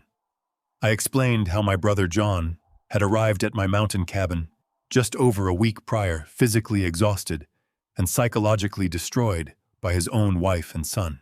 I described the immediate communication blackout I had initiated to secure his safety and the deliberate transfer of our identities. I took my brother's place inside that hostile suburban house to objectively audit the environment and strictly document the imminent threats to his survival. I walked the bewildered judge through the meticulous legal trap we had constructed alongside Attorney Mitchell. I laid out the precise chronology of Brenda's actions, noting exactly how she had eagerly weaponized my calculated passivity to accelerate her own extortion plot. Every single trap she thought she was setting for a frail, demented husband was actually a documented perimeter I had established to capture her criminal intent. She had not outsmarted a vulnerable senior citizen in decline. She had willingly and aggressively walked directly into a massive federal snare. Attorney Mitchell stepped forward and handed a thick, heavily indexed binder directly to the judge. I directed the court's attention to the specific evidentiary exhibits we had compiled over the past several days, carefully cross-referenced with 10 years of hidden financial decay. I presented the high-definition security footage of the burglary, the unauthorized bank withdrawals, and the fraudulent property deeds Corey and Brenda had rushed to file. But the financial theft was merely the symptom of a much deeper systemic cruelty. I introduced a series of crisp audio recordings captured by the tactical security system I had installed on my very first day in the house. The courtroom speakers echoed with Brenda's shrill, undeniable voice. The gallery listened in total silence as she casually discussed locking her husband in a psychiatric ward, laughed maliciously about bulldozing his backyard sanctuary, and eagerly anticipated liquidating his remaining generational wealth. As the recordings played, I provided the necessary context to my brother's silent endurance. John had spent his entire adult life absorbing this relentless psychological battery simply to shield his son from the friction of a broken home. He had surrendered his paycheck, his hobbies, and his fundamental dignity under the dangerously naive belief that total compliance would eventually earn their respect. Instead, his endless sacrifices only fueled their towering, unearned entitlement. Brenda viewed his pacifism as an open invitation for total subjugation. She had spent a decade systematically isolating him, intercepting his private mail, and actively alienating his few remaining friends to ensure he had zero outside support. She had meticulously laid the groundwork for this exact day, assuming her husband would be too isolated and too terrified to fight back when she finally initiated the lethal phase of her financial extraction. The sheer volume of irrefutable empirical evidence completely dismantled any remaining fraction of Brenda's defense. Her carefully constructed facade of the weeping, exhausted caregiver evaporated into the sterile courtroom air, exposing the ruthless financial predator hiding beneath the surface. She sat frozen at the petitioner's table, entirely abandoned by her corrupt attorney, who had already fled the building and completely surrounded by the catastrophic consequences of her own towering arrogance. She looked toward her son for support, but Corey was equally paralyzed, staring blankly at the polished floorboards as the reality of his impending felony convictions sank deep into his mind. The heavy silence in the courtroom was suddenly shattered by the sharp scraping of a wooden chair. Megan stood up abruptly from the gallery seating, her self-preservation instinct engaged with immediate ruthless efficiency. She recognized with absolute clarity that the suburban empire she had eagerly planned to inherit was currently burning to the ground, and she fully refused to go down with the sinking ship. She marched past the low wooden gate separating the gallery from the court and loudly addressed the presiding judge.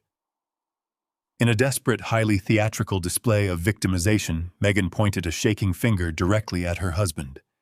She hysterically declared that Corey had manipulated her into participating in the safe burglary, claiming she had absolutely no knowledge of the forged deeds or the massive conservatorship fraud. She loudly demanded an immediate divorce right there in the middle of the judicial proceedings, desperately offering to provide full cooperation to the federal investigators in exchange for blanket legal immunity. Corey stared at his wife in absolute uncomprehending shock. The woman he had continuously stolen from his own father to impress was effortlessly throwing him to the wolves to save herself from a federal prison sentence.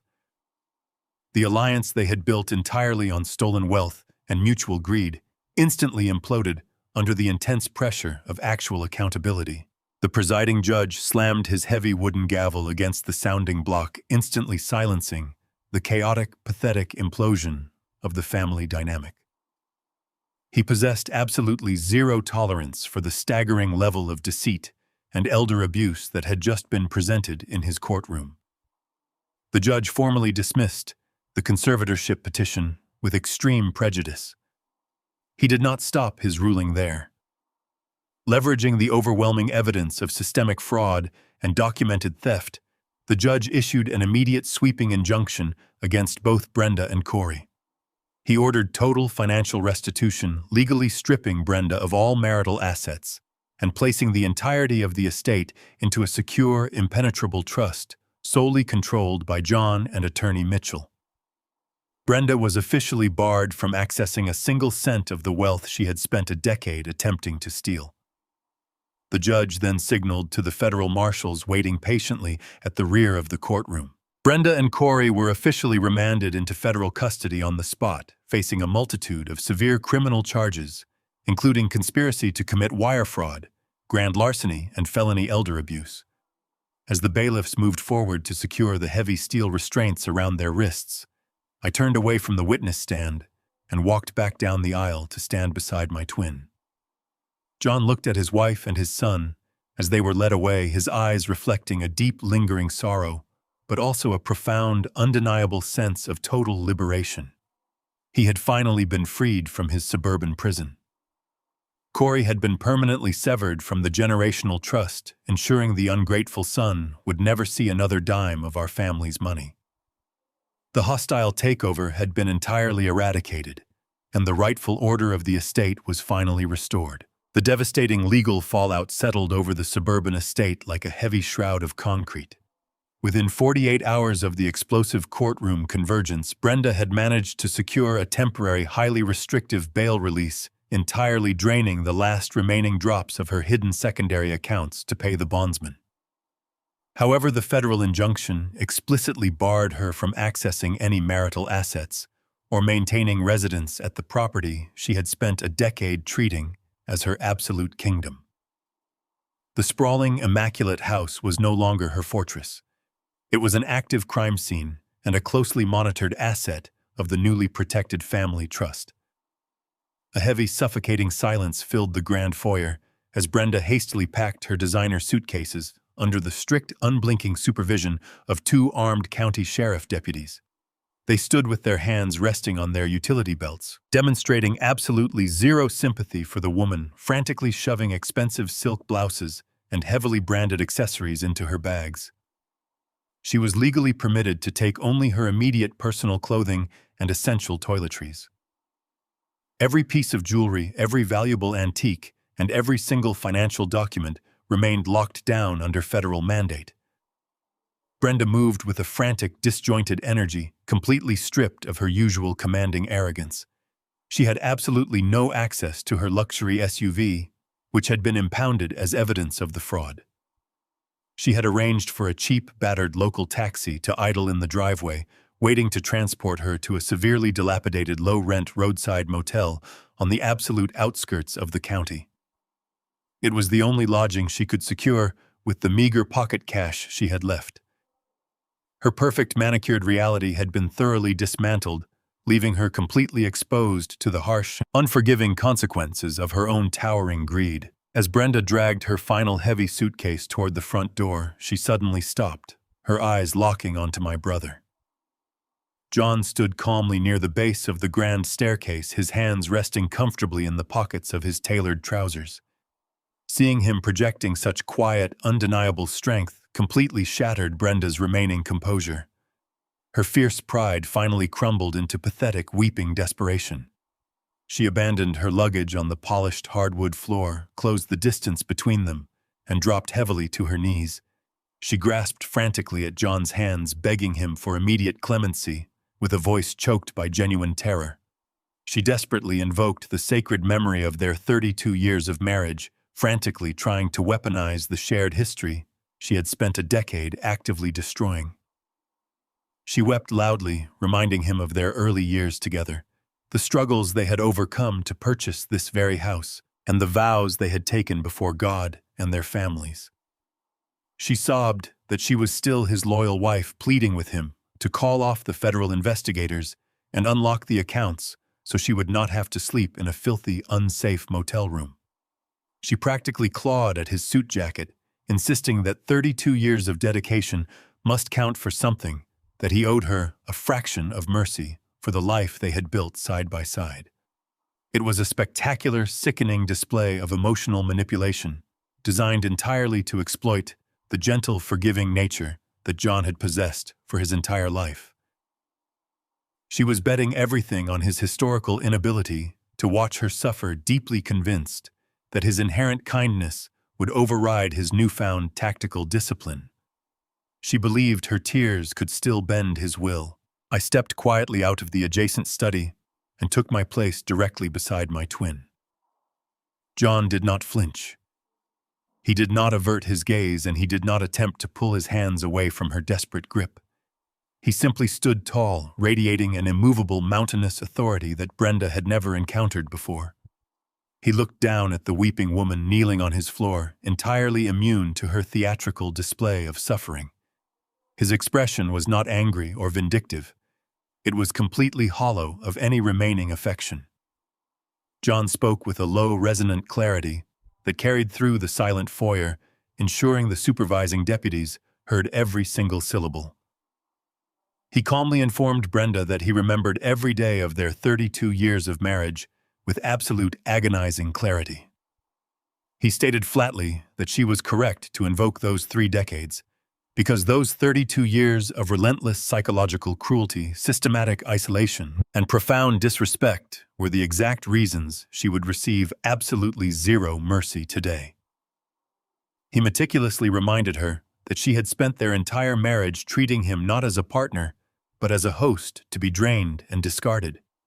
He clarified that her tears were not born of remorse but of catastrophic failure.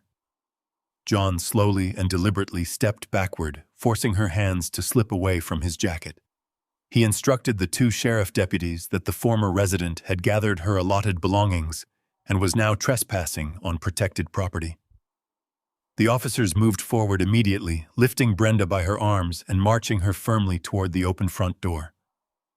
John and I stood shoulder to shoulder on the front porch, the crisp winter air biting at our faces. We watched in unbroken silence as Brenda was unceremoniously shoved into the back of the waiting taxi. The battered vehicle reversed out of the long driveway and disappeared down the suburban street. John watched the taillights fade into the distance. His face held no lingering sorrow, no hesitation, and absolutely no regret. The heavy chains of his domestic imprisonment had finally been shattered. Within a month of Brenda's permanent eviction, John executed the absolute liquidation of his former suburban life. Working closely with attorney Mitchell, he aggressively placed the sprawling, toxic estate on the housing market, stripping the property of every painful memory it held. The house sold significantly above asking price to an eager, oblivious young family, completely erasing Brenda's architectural footprint from the world. John took the massive influx of recovered capital and directed it entirely toward his own authentic peace. He purchased a vast, heavily wooded plot of pristine mountain land directly adjacent to my own isolated cabin. He did not hire a massive construction firm or a team of arrogant contractors. He spent his days working with his own 2 hands, smelling the fresh pine and feeling the honest ache of physical labor as he framed out his new permanent sanctuary. The structural and psychological rot of his past was completely purged from his system. Months later, the twin brothers sat together in heavy wooden rocking chairs on the wide cedar-planked porch of his newly completed home.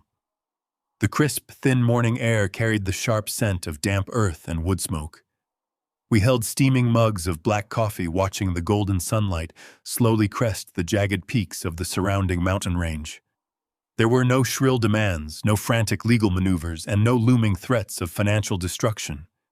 The horrific generational cycle of domestic abuse and unearned entitlement had been permanently severed by cold, methodical precision. We sat in the profound, healing silence of the high elevation, entirely secure in our fortified perimeter. Order had been aggressively re-established. The silent adjustment was complete, and my brother's fundamental human dignity was entirely irreversibly restored. True family is never defined by a shared surname or years spent living under the same roof. It is entirely defined by mutual respect, unwavering loyalty, and total absence of exploitation. When predators disguise themselves as loved ones, they weaponize your compassion to systematically strip away your autonomy and resources. Walking away from toxic relatives is not an act of cruelty. It is the ultimate act of survival. You owe absolutely nothing to those who view your existence merely as a financial opportunity. Reclaiming your personal dignity often requires leaving the people you once trusted completely behind, forever, without regret. If you found value in this story, please share your thoughts in the comments below. Have you ever had to set firm boundaries to protect your own peace and dignity like this video? And subscribe to our channel for more powerful stories about reclaiming your life and standing up to manipulation.